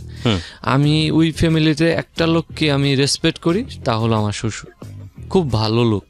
আর বলতে হলে সে দোকান সামলায়, তার পাশাপাশি তাও তার ওয়াইফ যে আমার শাশুড়ি, সেও দোকান আসে, বসে, লোকজনের সাথে দেখা সাক্ষাৎ করা লাগে, বা কোথায় কোন দোকানে স্কুলের কাজের জন্য তা মানে কি করতে হয় না করতে আমার শাশুড়ি সব মেনটেন করে সব কিছু।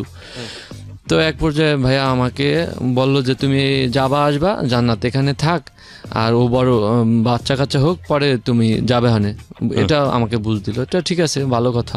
তো এর মধ্যে করছে কি, ওর মা আমি যে ভার্সিটিতে ভর্তি করেছি ওখান থেকে কিভাবে যেন ট্রান্সফার হইয়া আইসা পড়ছে, আসছে হলো বাংলাদেশ ইসলামী ইউনিভার্সিটি মানিকনগরে, ওখানে ট্রান্সফার হয়ে আসছে। তা আমি এই বিষয়ে কিচ্ছু জানতাম না। আচ্ছা, জানতাম না বিদায় আমি এক পর্যায়ে শুনলাম যে ও ওখান থেকে ট্রান্সফার হয়ে এখানে থাকবে। আমি যদি ঢাকা শহর থাকতে চাই তাহলে ও আমার সংসার করবে, আদার্স নাহলে করবে না।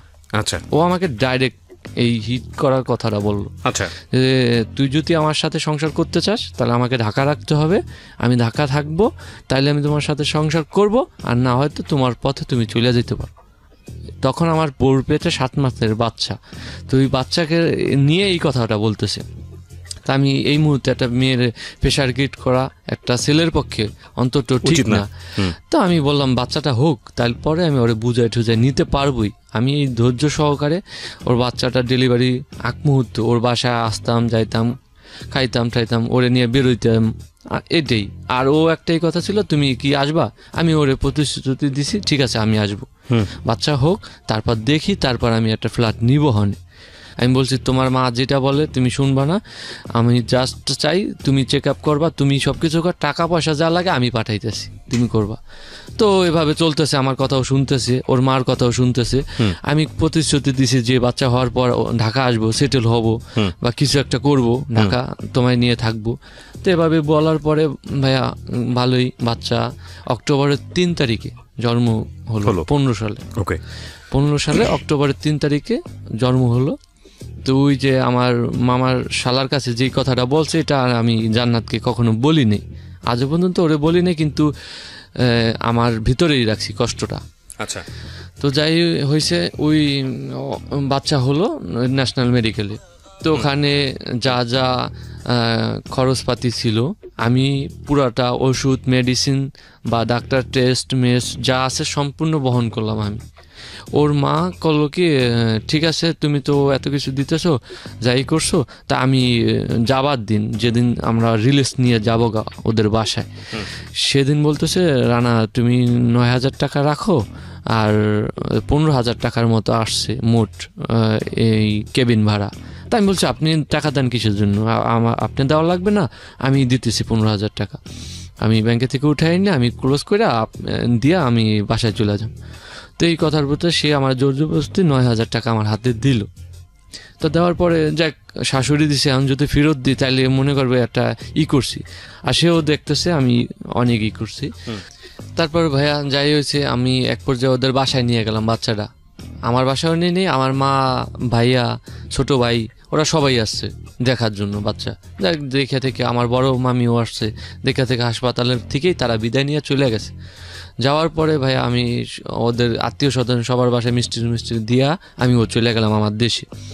তো 1 সপ্তাহ পর আবার আসছি, আসার পরে ও খালি বলতেছে কবে বাসায় নিবা। তাই আমি বলছি আচ্ছা ওয়েট করো, আমার তো বললেই আমি আইসা পড়বো হুট করে, এটা তো সম্ভব না আমার কাছে। আর আমার ওখানে একটা শপ আছে, আমি চাইলে দোকানটা ছাইড়ে দিতে পারি না, কারণ আমার অনেক কাস্টমার, আমার অনেক গ্রাহক, এখন এদেরকে আমি কি বলবো। আর এদেরকে সবচাইতে বড় কথা হলো গিয়া আমার কাছে যারা জিনিস বন্ধক লাগানো, এই জিনিসগুলো আমি কি চাইলেই ফেরত দিতে পারবো? এটা সম্ভব কোনো দোকানদারের ক্ষেত্রে? আমার তো না, তোমার বাবার মতো এই দোকান আমি চাইলে সব কিছু বেচে দিয়ে আইসা বললাম এটা। আর এটা জুয়েলারি ব্যবসা, তোমার বুঝতে হবে, তুমি বুঝো। তুই তাই বাসা থেকে বেরো। কে বলে এটা? আমার ওয়াইফ। বাসা থেকে বেরো, আর তোর এই বাসায় কোনো আসার যোগ্যতা নেই, তুই বাসা থেকে চলে যা। আমি তোর চোখ দেখতে তোর দু চোখে সহ্য করতে পারি না। তুই আমাকে ভুলায় বেলায় বাচ্চা হয়, তুই এই কথা বলতেছিস, তুই আসবি না, না তা তোর মনে তুই থাক, আমি আমার মনে থাকি। এই বললে রাগারাগি ওই বাসার মধ্যে, একটা বাসার মধ্যে যদি রাগারাগি হয় শ্বশুর বাড়িতে, তার শ্বশুর শাশুড়ির সামনে তার মেয়ের এভাবে বলতেছে, বকতেছে, সমস্ত ভাষা আছে, আমার রেকর্ডিং পর্যন্ত আমার কাছে আছে ভাইয়া। এই বাবুর যখন ফার্স্ট বার্থডে আসলো, বার্থডের 1 মাস আগে, এটা হলো 7 মাসের ঘটনা, তো 1 মাস আগে আমি ওরে রিকোয়েস্ট করলাম যে বাবুর অনুষ্ঠান করাবো, আমাদের যখন বিয়ে হয় নাই, তো তুমি রিকোয়েস্টটা মানো, আমি বাবুর বড় করে আমি একটা অনুষ্ঠান করতে চাই। কয় না, আমার কোনো বাচ্চার অনুষ্ঠান লাগবে না। এই নিয়ে তুমুল ঝড়গা আমার সাথে, তুই তোমারই মেসেজ ট্যাসেজ, এই গালাগালি, এই তুলাতুলি, আমি আমার বাচ্চার কোনো অনুষ্ঠান করতে দিব না, তোর গাইয়া গ্রামের লোক আমি খাওয়াবো না, আর আমার দরকার নেই, ওই গ্রামের পরিচয় দিয়ে আমার বাচ্চা বড় হবে না। ও আমাকে ডাইরেক্ট কথা বলে, এবং কি ওই রেকর্ডিংগুলো আমার কাছে আছে বা ভয়েসগুলো আছে, ও যেভাবে কথাগুলো বলছে। তা আমি বললাম কিভাবে সম্ভব, আমাদের বিয়ে হয়নি, তুমি তো জানো কিভাবে হয়েছে, যখন জান না তুমি এরকম করো না। বাচ্চাটা বড় হয়েছে, এখন 1 বছর পূর্ণ হয়েছে, ওরে আমরা একটা অনুষ্ঠান করালে মানুষ বুঝবে। আর আমাদের তো একবারে সোসাইটি খারাপ না যে আমরা এই এলাফেলার লোক, ওর বাচ্চার কোনো নেই, ফিউচার নেই। তো ভাই এক পর্যায়ে অনুষ্ঠানটা আর হলো না।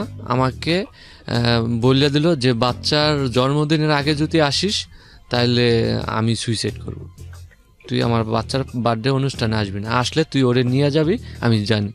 তো আমি এক পর্যায়ে ওরে আমি উত্তেজনা করলাম না, আমি গেলাম না। আমার বাচ্চার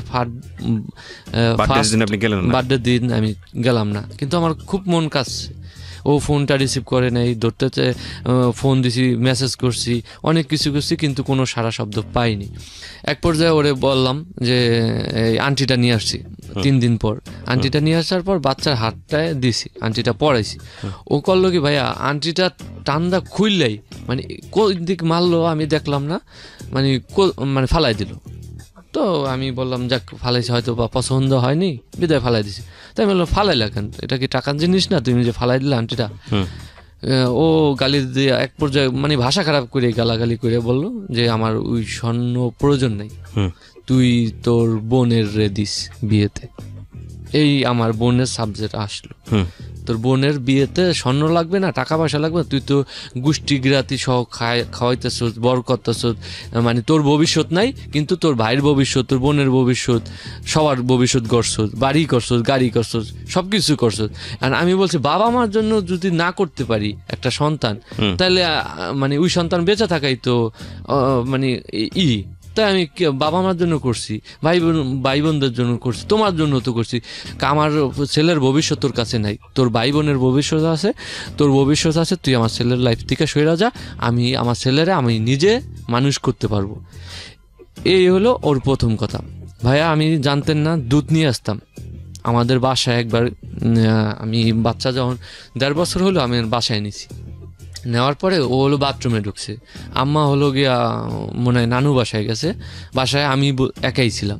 তো বাচ্চাটা অনেক কান্না করতেছে, ক্ষুধা লাগছে, তো সেই 1টা বাজে ঢুকছে, 2টা পর্যন্ত ভিতরে যে জামা কাপড় ধুইতেছে এটা আমি খেয়াল করিনি, বাচ্চা জামা কাপড় ওর জামা কাপড় ধুইতেছিল। তো এক পর্যায়ে আমি ওরে 2বার নক করছি বাথরুমে, যে তুমি বেরো না কেন, বাচ্চাটা তো কাঁদতেছে, ওর নাকি শুনে নেই। তো বের হয়েছে মতন আমি সামলাইতে পারিনি, বাচ্চাটা রাইখা দরজা দমনে মানে ধাক্কায়া খুইলা তার ওরে 2টা থাপড় দিছি, মানে ওই বাথরুমের মধ্যে। তোরে আমি এত ডাকা রাখতেছি, তুই কি শুনিস না? ও হতভঙ্গ হইয়া ওই বাথরুমে বালতির যা কিছু আছে পিঠে সব ভাঙ্গা জিদ দেখায়া এখন বাচ্চা নিয়ে আইসা পড়বে এক জামা কাপড়ে, মানে ধৈর্যই রাখা যাইতেছে না তারে এভাবে। আমার মা আসছে, মা আসার সাথে সাথে বলে বউ তুমি এরকম কোন কথা, এই মহিলা তুই আমার সামনে আসবি না। আচ্ছা, আমাকে মাকে থ্রেট করে বলে এই মহিলা তুই আমার সামনে আসবি না, তোর ছেলের জন্যই আজকে আমার এই বস্তিতে আসা, নাহলে কেন আমি এই বস্তিতে আসবো। ভাইয়া আপনি বিশ্বাস করবেন না, আমি কষ্ট করে একটা বাড়ি করছি কিন্তু খারাপ কিছু করি রে ভাইয়া, অনেক সুন্দর করে সাজাইছি আমার বাড়িটা। ও আমার মাকে এটা বললো, বউ তুমি মাথা ঠান্ডা করো ঠান্ডা করো। এক পর্যায়ে করলো কি আমার মার এভাবে একটা ধাক্কা দিল 2 হাত দিয়া, আমার মা এখান থেকে ছিটকে ঠিক আপনার 4টা থেকে আর একটু দূরে যায় পড়ছে আমার সামনে। আমার মাকে এট ফার্স্ট ও ধাক্কা দিল, জিদের মাথায় হোক যাই হোক ধাক্কাটা দিছে, আমি খুব কষ্ট পাইছি। তারপর ওরে আমি মারছি, আমি মিথ্যা কথা বলবো না যে তুই কেন আমার মা রে মারলি, আমার মা এখানে কি করছে। ওকে রানা, আমরা এখান থেকে ফিরবো, ছোট্ট একটা বিরতি নিচ্ছি প্রিয় শ্রোতা। এই পর্যায়ে বিরতির পর আবারও ফিরে আসছি। আর এই ফাঁকে আপনাদের সবাইকে বলতে চাই, রানা সহ যাবতীয় গেস্টের সঙ্গে আপনি যোগাযোগ করতে পারেন যদি রেশনাল মনে হয় আমাদের জায়গাটা থেকে যে না আপনার সঙ্গে গেস্টের যোগাযোগ করা উচিত কিংবা আপনি প্রয়োজন মনে করছেন, সেক্ষেত্রে আমার যে পেজটি আছে পার্সোনাল পেজ, সেই পেজের মাধ্যমে আপনাকে যোগাযোগ করতে হবে। এবং আমি পেজটি বলছি www.facebook.com/kibriya.rj, KEBRIA, তারপর মা তারপরও কইতেছে, মা বউ তুমি এরকম করো না, তুমি মাথা ঠান্ডা করো, মহিলা তুই এই মুহূর্তে সর আমার সামনে, চোখের সামনের থেকে, নালে খুন খারাপ হয়ে যাবে। ও কাচের গ্লাস ভেঙে হাতে নিল, হাতে নিয়ে বলতেছে আমার বাচ্চারে মারুম আমিও মারুম, তারপর তোদের মামলায় দিয়ে আমি এখান থেকে যাম, এটা বললো। তা আমার মা নিউট্রাল হয়ে গেল পুরা, মানে ওই মারে আঘাত দেওয়ার পর মা কষ্ট পাইয়া আমার ছোট বোনের রুমে যেয়ে কান্না করতেছিল। তো ছোটো বোনও আসছে, আসার পর ও কোনো কথা বলে না, আমি ওর গায়ে হাত তোলার পরে তাই আমি বলছি তোর বাসায় তোরে দিয়ে আসবো, চল তুই যখন থাকবি না তোর আর আমি আনবো না, তুই চল তোর বাসায় আমি তোলে দিয়ে আসি। তো বলে এই মুহূর্তে দিয়ে আসবি আধা ঘন্টার মধ্যে। তো এক পর্যায়ে সব কিছু রেডি করলো, রেডি করার পর আমি ওরে নিয়ে ঢাকা রিটার্ন করলাম। রিটার্ন করার পর ভাইয়া বাবুবাজার ব্রিজটা থেকে নামতে পারি, এই মুহূর্তে আমার কাছ থেকে 10 মিনিটের মধ্যে তুই সইরা যাবি, যদি না সরস আমি লোকজন ফোন করে আই না তোরে সাইজটা করব, ঠিক আছে। আমি যে ওরে মারছি, ওর হাতে দাগ লাগিয়ে রয়েছে, গালে দাগ লাগছে, থাপড়াইছি, গালে লাগিয়ে রয়েছে। তো আমি জিনিসটা খারাপ মনে করলাম, আমি কই হয়তো বা ওটা করতেও পারে, যত ওর রাগের মাথা, তা আমি সইরা যাই, তারপরে না হয় আমি আসবো। তো ওরে বাবুবাজার ব্রিজ থেকে নামাইয়া আমি ওর রিক্সাও উঠাইয়া সব লাকিস টাকিস দিয়া তোরে বাসায় পাঠাইলাম যে তুমি যাও, তা আমি যাব না এই বলে আমি চলে গেলাম। তো বাচ্চাটা নিয়ে গেল, আমি ওর মারে ফোন দিলাম যে আপনি নিচে নেমে আসেন, জান্নাত তো দেশে থেকে আমি ফোন দিছি ওর মারে যে এই ঘটনা ঘটছে, আমার মার গায়ে ও হাত পর্যন্ত উঠাইছে, আমি ওরে দিয়া যাইতেছি, যা করার আপনারা করেন। কয় হ্যাঁ তুমি দিয়া যাও, আমি আমার মেয়েরে আমি যা বলার আমি বলতেছি, ওর মা বললো এটা। তা আমি দিয়ে যাওয়ার পর দিয়ে গেলাম বাসায়। ওর আব্বুরও ফোন করলাম যে জান্নাত চলে যেতেছে, আপনারা নিচে এসে ওর লাকিস টাকিস নেন।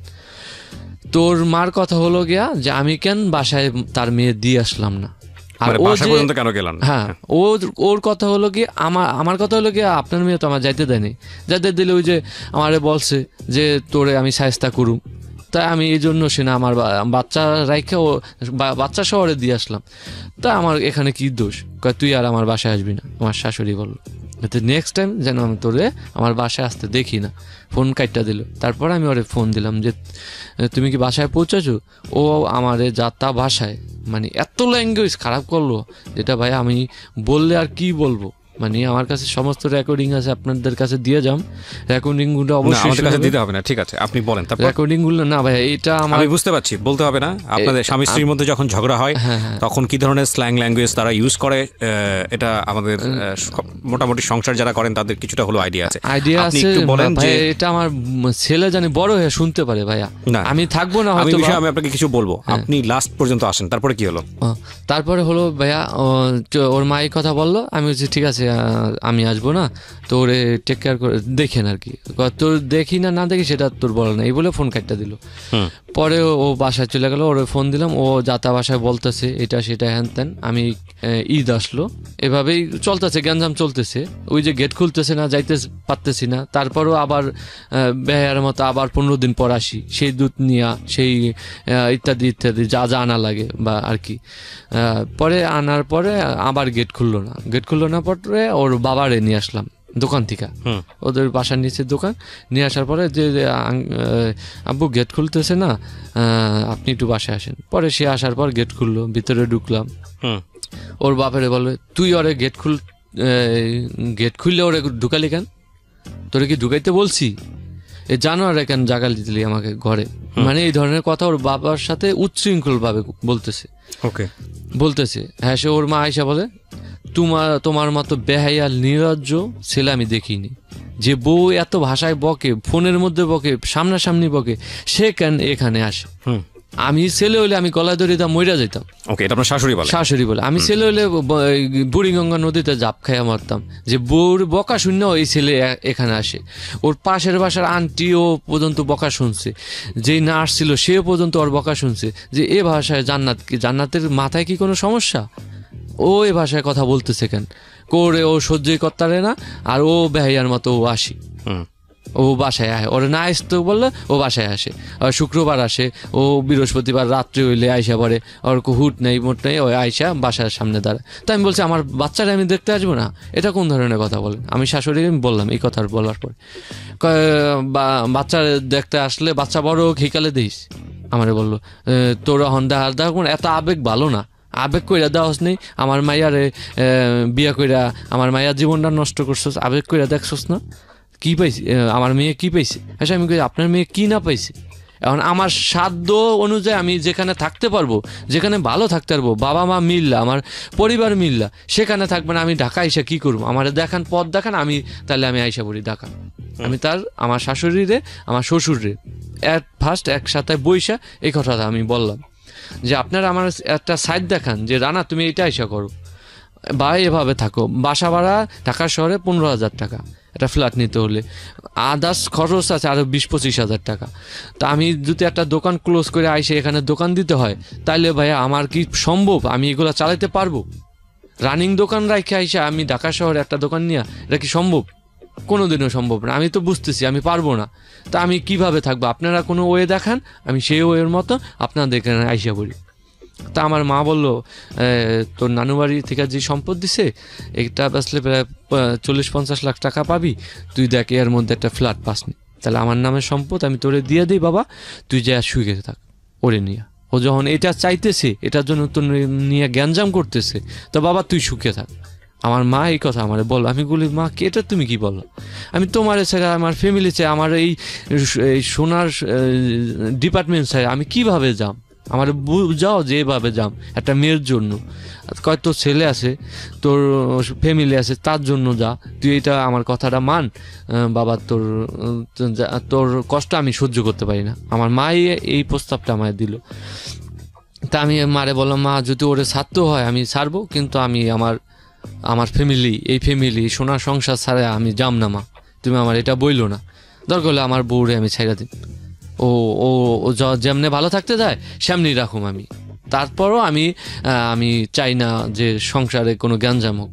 ও না আসতে চায়, ওর বাবার বাড়িতে থাকবে সারা জীবন, ওখানে থাকো, আমি খরচ পাতি দিন, তোমার কোনো আপত্তি আছে? কয় না বাবা তুই কষ্টতে থাকো, সেটা আমার দেখতে খারাপ লাগে না।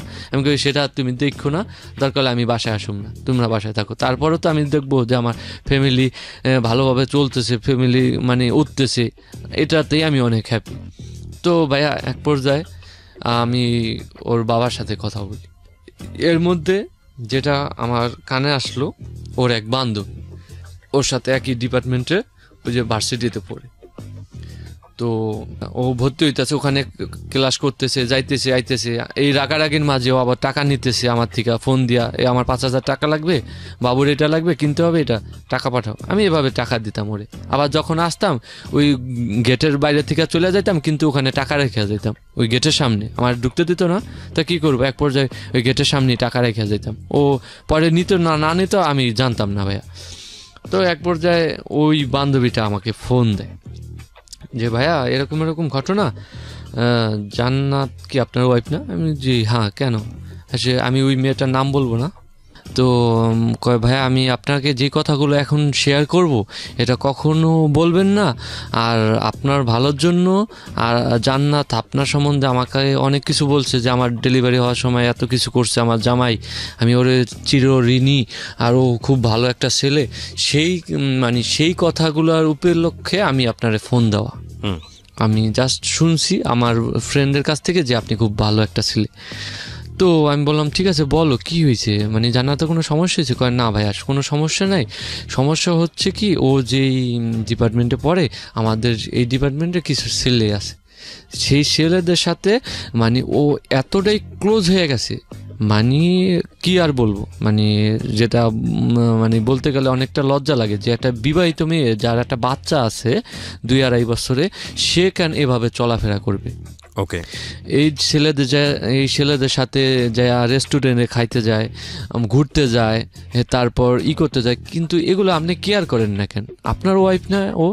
হ্যাঁ আমি ও তো ভার্সিটিতে যায় বললে এখন এগুলা করে, এগুলো তো আমি জানি না বোন, তো আমি তুমি বললা তো মানে এটাই আমি শুনলাম, আর তো কখনো জানেন না ও ওর কয়টা বান্ধবী আছে, আমারও বান্ধবী, এই 3টা বান্ধবীর সাথে মিশে ও এতগুলো মানে খারাপ হইতেছে, যেটা ভবিষ্যতে ওর খারাপ দিকেই যাবে বেশি আমার মনে হইতেছে, আর আমি ভালোর জন্যই আপনার কাছে বললাম। হ্যাঁ আমি কই আমার বিশ্বাস হয় না তুমি এটা করতেছে। কয় ভাই আপনি জানেন আপনার ওয়াইফ আর একটা ফেক আইডি খুলছে ওর অন্য আইডিতে, যেটা আপনাকে ব্লক মারা আছে, যে যেন আপনি না দেখতে পারেন, এই জন্য আপনার ব্লক মারছে ও, আর সেই আইডির সাথে আমার অ্যাড আছে, যদি আপনার প্রুফ করতে চান ও কোন ছেলেদের সাথে ঘুরতেছে, কোথায় যাইতেছে, কোন পার্কে গিয়েছে বসছে, কোন রেস্টুরেন্টে খাইছে, সেটা গ্রুপের মধ্যেও কথাবার্তা হয়, আমি গ্রুপে অ্যাড আছি, আপনি কি আপনাকে চাইলে আমার আইডিটা আপনাকে ইউজ করতে দেওয়া হবে।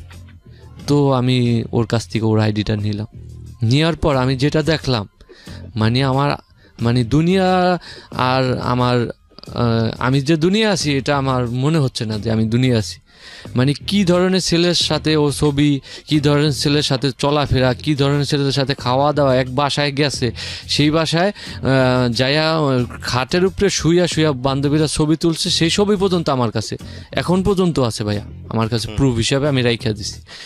খাইতেছে ফিরতেছে ঘুরতেছে, তা আমি ওরে বলি নেই ডাইরেক্টলি, আমার শ্বশুরে যায় আমি ছবিগুলো দেখাইছি, দেখানোর পরে আমি বললাম যাবো দেখেন ওরে তো আমি বিশ্বাস করে এখানে রাখছি, ঠিক আছে ও পড়াশোনা করে, কিন্তু পড়াশোনার ফাঁকে এই ছেলেগুলাকে যাদের নিয়ে ও এই বনে বাদরে ঘুরতে গেছে, কাশ বনের ভিতর যায় বৈশা আড্ডা দিতেছে, রেস্টুরেন্টে যায় বৈশা খাইতেছে, খাওয়াই দিতেছে, এবং কি এদের বান্ধবীর বাসায় যায় খাটের উপরে বৈশা ছেলেদের নিয়ে সেলফি তুলে খাইতেছে, খাওয়াই দিতেছে, এই ছবিগুলা কি ওরে ওর বাবা আমারে কিচ্ছু বললো না, ওরে যায় মারলো কি ওর বাসা যায় যে তুই এই মুহূর্তে আমার বাসা থেকে বেরো, নাইলে তোরে যা করার করব। ওর মা আসলো, কি জন্য তুমি আমার মেয়েরে মারলা, কি করছে? হ্যাঁ আমার তোর মেয়ে কি করছে, রানার মোবাইলে যায় দেখ। তুইও খারাপ, তোর মেয়েও খারাপ। আমার শ্বশুর আমার শাশুড়ি এই কথা বললো, এই বেড়া মুখ সামলায় কথা বল, এটা সেটা আমার শ্বশুরে বলতেছে। এটা কি আপনি সামনে আমার সামনে আমার শাশুড়ি এটা বলতেছে, এবং কি পাশের বাসার লোকজনও শুনতেছে। ওরা দুই মাস যে চিল্লি আমারে বাইরেতে বলে, জানোয়ার বাচ্চা, তুই 1 বছর 2 মাস ধরে আমি যাইতে পারি না। সেটা আমি কাজ করি ভাইয়া, আমার টাকা আছে, পয়সা আছে, আমার ছেলেটাকে এই যে ইটটা গেল, আমি একটা যে সুতা কিনা দিন সেটা পর্যন্ত পারতেছি না। ওই ঘটনার 2 মাস পর আমি ওদের বাসায় গেলাম। আমাকে দেখেন ভাইয়া, এই যে এদিকে তো টাকান, আমার হাতটা কিন্তু ভাঙ্গা, দেখেন এই হাত দিয়ে আমি ওরে কাজ করে খাওয়াইছি, এই হাত দুইটা দেখেন ভাই, আমার হাতটা এখনো ভাঙ্গা। ওর মামারে দিয়ে এই হাতগুলো ভাঙলো, মামারে দিয়া, এবং কি ওর খালাতো ভাই আইসা 5 জন মিয়ে আল্লাহ আমার শরীরে টর্চারিং করলো। মানে ওই ঘটনা যাওয়ার পর আমি যখন ওরে জিজ্ঞেস করলাম এই ছেলের সাথে এই ছবি কেন, এই ভিডিও কেন, মানে কি আমার কথা বলাতে অন্যায় ছিল আমার এটুকুই ভাইয়া, আর কোনো অন্যায় ছিল না। তারপর ভাই এই যে হাতগুলো ভাঙলো, আমার কাছ থেকে 5টা স্টামে সই নিল, খালি স্টাম। ওর মামা কোরাই করে আনলো কোত্থেকে জানি না, স্টামে সই নিল। স্টামে সই নেওয়ার পর আমি বললাম যে খালি স্টামে কেন সই নেন, ওর যদি ডিভোর্স দিতে হয় আমাকে কোর্টে নিয়ে যান, আমি ওর ডিভোর্স দিয়ে দিব, আমি থাকবো না, আমাকে জানটা ভিক্ষা দিয়ে আমাকে আমার কাছে যাইতে, আমার ছেলেটা দিয়ে দেন, আমি চলে যাই, আপনারা আমাকে একটু দয়া করেন। তোরে তো কোনো দয়া হবে না। আমার পিঠ সব ফাটায় হলো পিটাইয়া, এবং কি ওর মা প্রেজেন্ট আইসা, সে নিজের হাতে লাঠি দাও আমাকে পিটাইলো, ও সামনে দাঁড়াইয়া। ওর বাবা বলতেছে আর মাইরো না, যা হয়েছে সাইরা দাও এবার। ও ছোট বোনরা বলতেছে রানা ভাইয়াকে আর টর্চারিং করে না, এবার যাইতে দাও। ওর মামা ওর বন্ধু বান্ধব মিললে আমাকে পিটাইয়া আমাকে তাঁতিবাজারের মুখের সামনে, ইংলিশ রোডের সামনে ফালাই দিয়ে আসলো। তখন জানুয়ারি 10 তারিখ ভাইয়া, ফালাই দেওয়া আসার পরে আমাকে ওখান থেকে একটা রিক্সাওয়ালা, আমি পুলিশের হেল্প নেই, ওখানে ট্রাফিক পুলিশ, ওই স্যারটা আমাকে একটা রিক্সা উঠাই দিল। আমার অবস্থা দেখে গুরুতর, হাত পা পুরা ফোলা, হাত ভাঙ্গা, এভাবে কি অবস্থা, যে তোমাকে এভাবে মারলো কি? আপনি পুলিশের কাছে যাননি কেন ওই মুহূর্তে? মানে পুলিশের কাছে আমার তো তখন সেন্স বলতে কিছু ছিল না, মানে মারার জন্য। প্রথম কথা হচ্ছে যে পুরো লাইফ জুড়েই আপনার কোনো সেন্স ছিল না। আমি টু বি অনেস্ট, আপনি যে স্টোরি বলেছেন 2 ঘন্টা জুড়ে, এটা যদি আপনার পুরো জীবন গল্প হয়ে থাকে, আপনি যদি সবকিছু সৎ বলে থাকেন এখানে, তাহলে আমি বলবো এটা একটা সেন্সলেস মানুষের গল্প। নাম্বার 1, আপনি পুলিশের কাছে যান নাই, ওই সময় ডাক্তারের কাছে গিয়েছিলেন, সেই মেডিকেল রিপোর্ট আছে? হ্যাঁ, আমারে ওই পুলিশটা ঢাকা মেডিকেলে বললো যে এই ছেলেটাকে মানে আর্লি ঢাকা মেডিকেলে নিয়ে যাও। তো ওই রিক্সাওয়ালা, আমার পকেটে টাকা ছিল, রিক্সাওয়ালা আমাকে নিয়ে গেল। তো ওখানে আমার পকেটে কত টাকা ছিল জানি না, আমি 1000 টাকা আমি বাড়ি করতে পারিনি, নার্স বের করে ওই টাকাটা দিছে, যা হলো ওষুধ টষুধ যা আছে সেই তারিখ অনুযায়ী কেস করবে সেটার ডিটেলস আমাকে দিয়েছে। কাগজটা আছে? কাগজ অবশ্যই আছে, অবভিয়াসলি আছে। কাগজটা দিছে যে তুমি এটা নিয়ে মামলা করো, তুমি আগায় থাকতে পারবা। ওরা করলো কি, আমার এই অসুস্থতার কথা শুই না, ওরা যায় আমার নামে 4 ধারা একটা মামলা করলো। এটা হলো 4 ধারা হলো গিয়া, এটা মানে যৌতুকের মামলা, যে আমি যৌতুক চাইয়া ওর বাবাকে মারছি, মিথ্যা কেস সাজায়া একটা মামলা করলো। মামলা করার পর আমাকে, মানে এটা হলো আমার মানে আমাকে ঢাকা মেডিকেলে যখন ভর্তি, তখন আমার বাবা গার্জিয়ান সব আইসা আমাকে দেশে নিয়ে গেল, যে এখানে রাখাটা সেফট হবে না, ছেলে ওখানে যায় যা মামলা ঠামলা যা করা লাগে আমরা ওখানে নিয়ে করি। ঢাকা মেডিকেল থেকে আমার একদিন রেখা ট্রান্সফার করে দেশে নিল। দেশে নেওয়ার পর ওখানে প্রায় 15 দিন আমি হসপিটালে ভর্তি ছিলাম।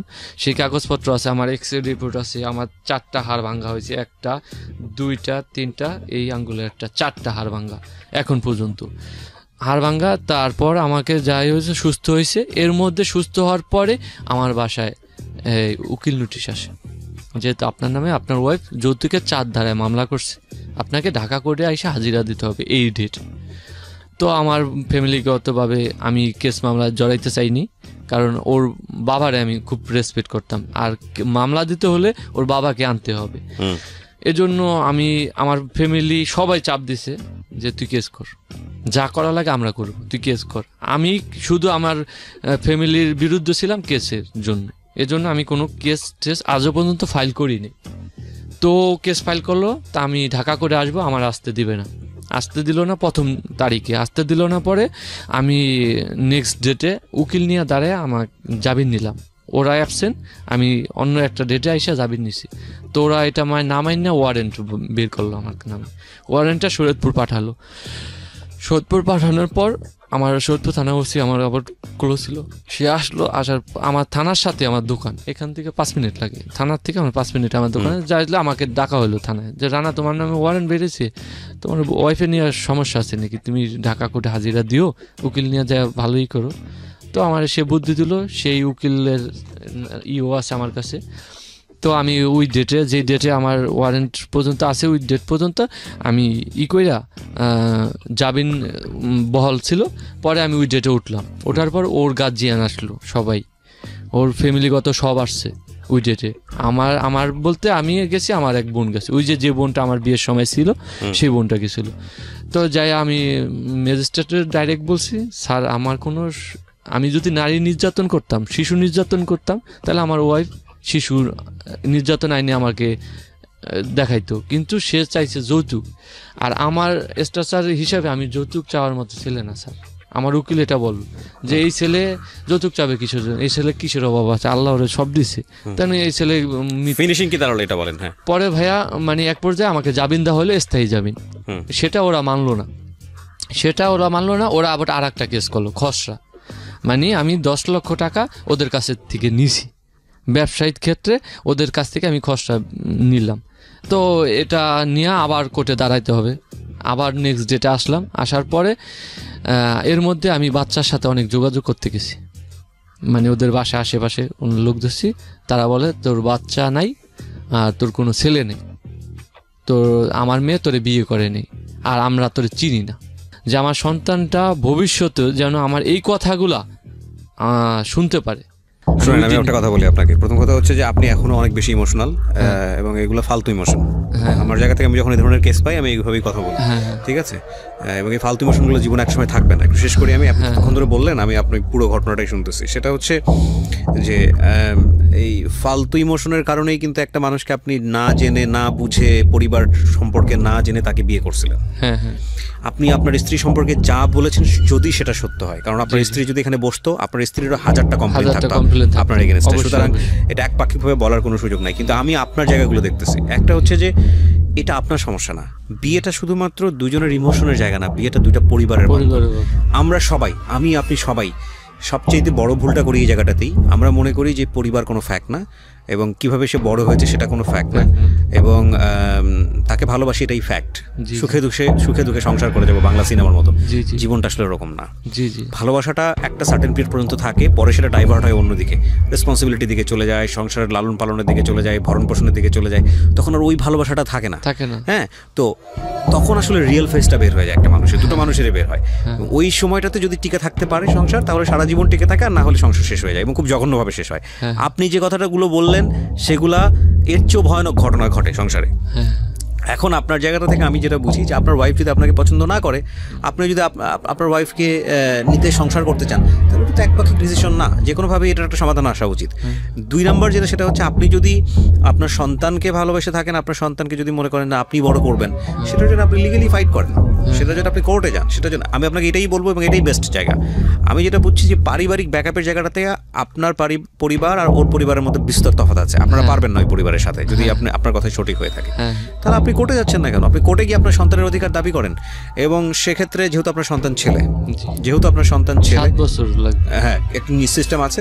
আর দ্বিতীয়ত যেটা, সেটা হচ্ছে আপনার স্ত্রী তো ভরণ পোষণ এখন পর্যন্ত দিতে, মানে সে কিছু জব করে না, 1 বছর 2 মাস ধরে দিনে না, সেটা অন্য বিষয়। কিন্তু আমি বলতে চাচ্ছি যে সে তো কোনো জব করে না, যেটা একটা চাকরি করে, ফাইন, যেটাই করুক না কেন, তার মানে তার সন্তানকে ভরণ পোষণ দেওয়ার মতো ক্ষমতা তার হয়েছে। যদি হয়ে থাকে, সেক্ষেত্রে কোর্ট ডিসিশন নেবে আপনার সন্তান কোথায় বড় হবে না হবে। তবে এই ক্ষেত্রে আমি মনে করি সন্তান মায়ের কাছে থাকাটাই বেটার। আর আপনার ছেলের প্রতি আপনার যে আগ্রহটা, আমার জাস্ট এটুকুই চাওয়া যে আমি ছেলেটাকে জানি, আমি বলছি আপনাকে সেটাই, যে আপনার ছেলের প্রতি যে আগ্রহটা, আমি আর কিছু জানি, ও যদি অন্য কারণে সুখী থাকে আমি হ্যাপি। এটা আমি বলি, এটা আমি আপনাকে রেসপেক্ট করি, বাবা হিসেবে এই ফিলটা থাকা উচিত। কিন্তু মানুষের ফিলিংসটা অন্যরকম ভাবে রূঢ়। মানুষের ফিলিংসটা যেরকম সফট, সেরকমই হার্ড। হ্যাঁ, এই যে আপনি এখন একদম মানে ঘাটা অনেক কাঁচা, তো এই জন্য ফিল করতে পারছেন। 2-4-5 বছরের ছেলে আপনার কাছে না থাকলে, আপনার জীবনে আরেকটা মানুষ আসলে আপনি ফিলটা পাবেন না। এটাই ধ্রুব সত্য। সময় সব কিছু ক্ষয়ে যায়, কিন্তু এই সময় আপনার যত বড় ক্ষতি হচ্ছে আপনার ক্যারিয়ারের জন্য, আপনার অর্থনৈতিকভাবে, জি ভাই, এগুলো আমার এই সারাটা যে জীবন আমার ছাপ দোকানে থেকে যাবে। 3টা কারিগর, বুঝছেন ভাই, আমি ঠিকমতো আমার সেন্স লেভে কাজ করে না, আমি ঠিকমতো ব্যবসাটাও করতে পারতেছি আমি সেটাই না বলছি, ভাই। এটা সারা জীবনে ছাপ জানেন না থেকে যাবে। ভাইয়া। সো আজকের এই ঘটনা থেকে একটা অনেক বড় লেসনের জায়গাটা হচ্ছে, আচ্ছা আরেকটা বিষয় যেটা বলি সেটা হচ্ছে যে কোনো সম্পর্কের ক্ষেত্রেই তৃতীয় পক্ষ খুব ভয়ানক, জি ভাইয়া, খুবই খারাপ। সেটা শ্বশুর হোক, শাশুড়ি হোক, আপনার ওই নিজের মা ছেলেটার হোক। আমার পায়ে পর্যন্ত দোষ না, ওই ছেলে ফ্যাক্ট না, ওই ছেলে ফ্যাক্ট না। ও আমার ফ্যাক্টটা কথাই হচ্ছে, রাখলো আমি না। বলি আপনাকে, আমাদের সংসার, আমাদের বাংলাদেশের পরিবার কাঠামোর কিন্তু অদ্ভুত একটা সুন্দর জিনিস আছে, এটা একটা প্রাচীন আমল থেকে আছে, কিন্তু সামহাও আমরা সেটা এখন আর চর্চা করি না। সেটা হচ্ছে, দেখবেন যে বিয়ে হয়ে যাওয়ার পরে মেয়ে পক্ষর আর কোনো কথা বলতো না, বা ছেলে পক্ষ হয়ে ছেলে পক্ষের লোকজন আর কথা বলতো না, উল্টো হয়ে যেত। বিয়ে যাওয়ার পরে ছেলেকে দেখতে হচ্ছে মেয়ের পক্ষের লোকরা, আর মেয়েকে দেখতে হচ্ছে ছেলে পক্ষের লোক। একটা মেয়ে যদি সংসারে ভুল করতো, ওই ভুলটা নিয়ে ছেলে পক্ষের লোকজন কথা বলতে পারতো না। তারা ছেলে পক্ষরা কি করতো, ছেলে পক্ষরা মেয়েকে সাপোর্ট করে ছেলেকে শাসন করতো, আর মেয়ে পক্ষরাও ঠিকই কাজটা করতো, যে তারা তাদের মেয়েকে শাসন করতো, ছেলেকে সাপোর্ট করতো। এতে করে যে জিনিসটা হতো, সম্পর্কটা ভালো থাকতো, মজবুত থাকতো। এখন ঘটনাটা অন্যরকম বিভিন্ন ফ্যামিলির ক্ষেত্রে। আমার মনে হয় যে এই জায়গাগুলো একটু পরিবর্তন করা দরকার, এবং আলটিমেটলি টার্গেট করা উচিত যে সংসারটা টিকায় রাখাটা জরুরি। তো সংসার টিকায় রাখা জরুরি মানে হচ্ছে, ওদের মধ্যে যদি একটা ঝামেলা হয়, দুজনের মধ্যে, ওই বিষয়টা নিয়ে ওরা প্রথমত কার কাছে বলবে? হয়তো সবচেয়ে ক্লোজ ফ্রেন্ড তার কাছে বলবে, অথবা মার কাছে বলবে, অথবা বাবার কাছে বলবে। তো এই বলার পর্যায়ে যদি বাবা মা সেটাকে প্রশ্রয় দেয়, একটা হচ্ছে যে প্রশ্রয় দেওয়া, আরেকটা হচ্ছে এক্স্যাক্টলি, আমি সেটাই বলছি, মা দিতেছে, আপনার মা হয়তো আপনার ক্ষেত্রে দিয়েছে। আমি যেটা বলতে চাচ্ছি যে প্রশ্রয় দিলে যে জিনিসটা দাঁড়ায় সেটা হচ্ছে লাই পেয়ে যায় এবং এটা বাড়তে থাকে।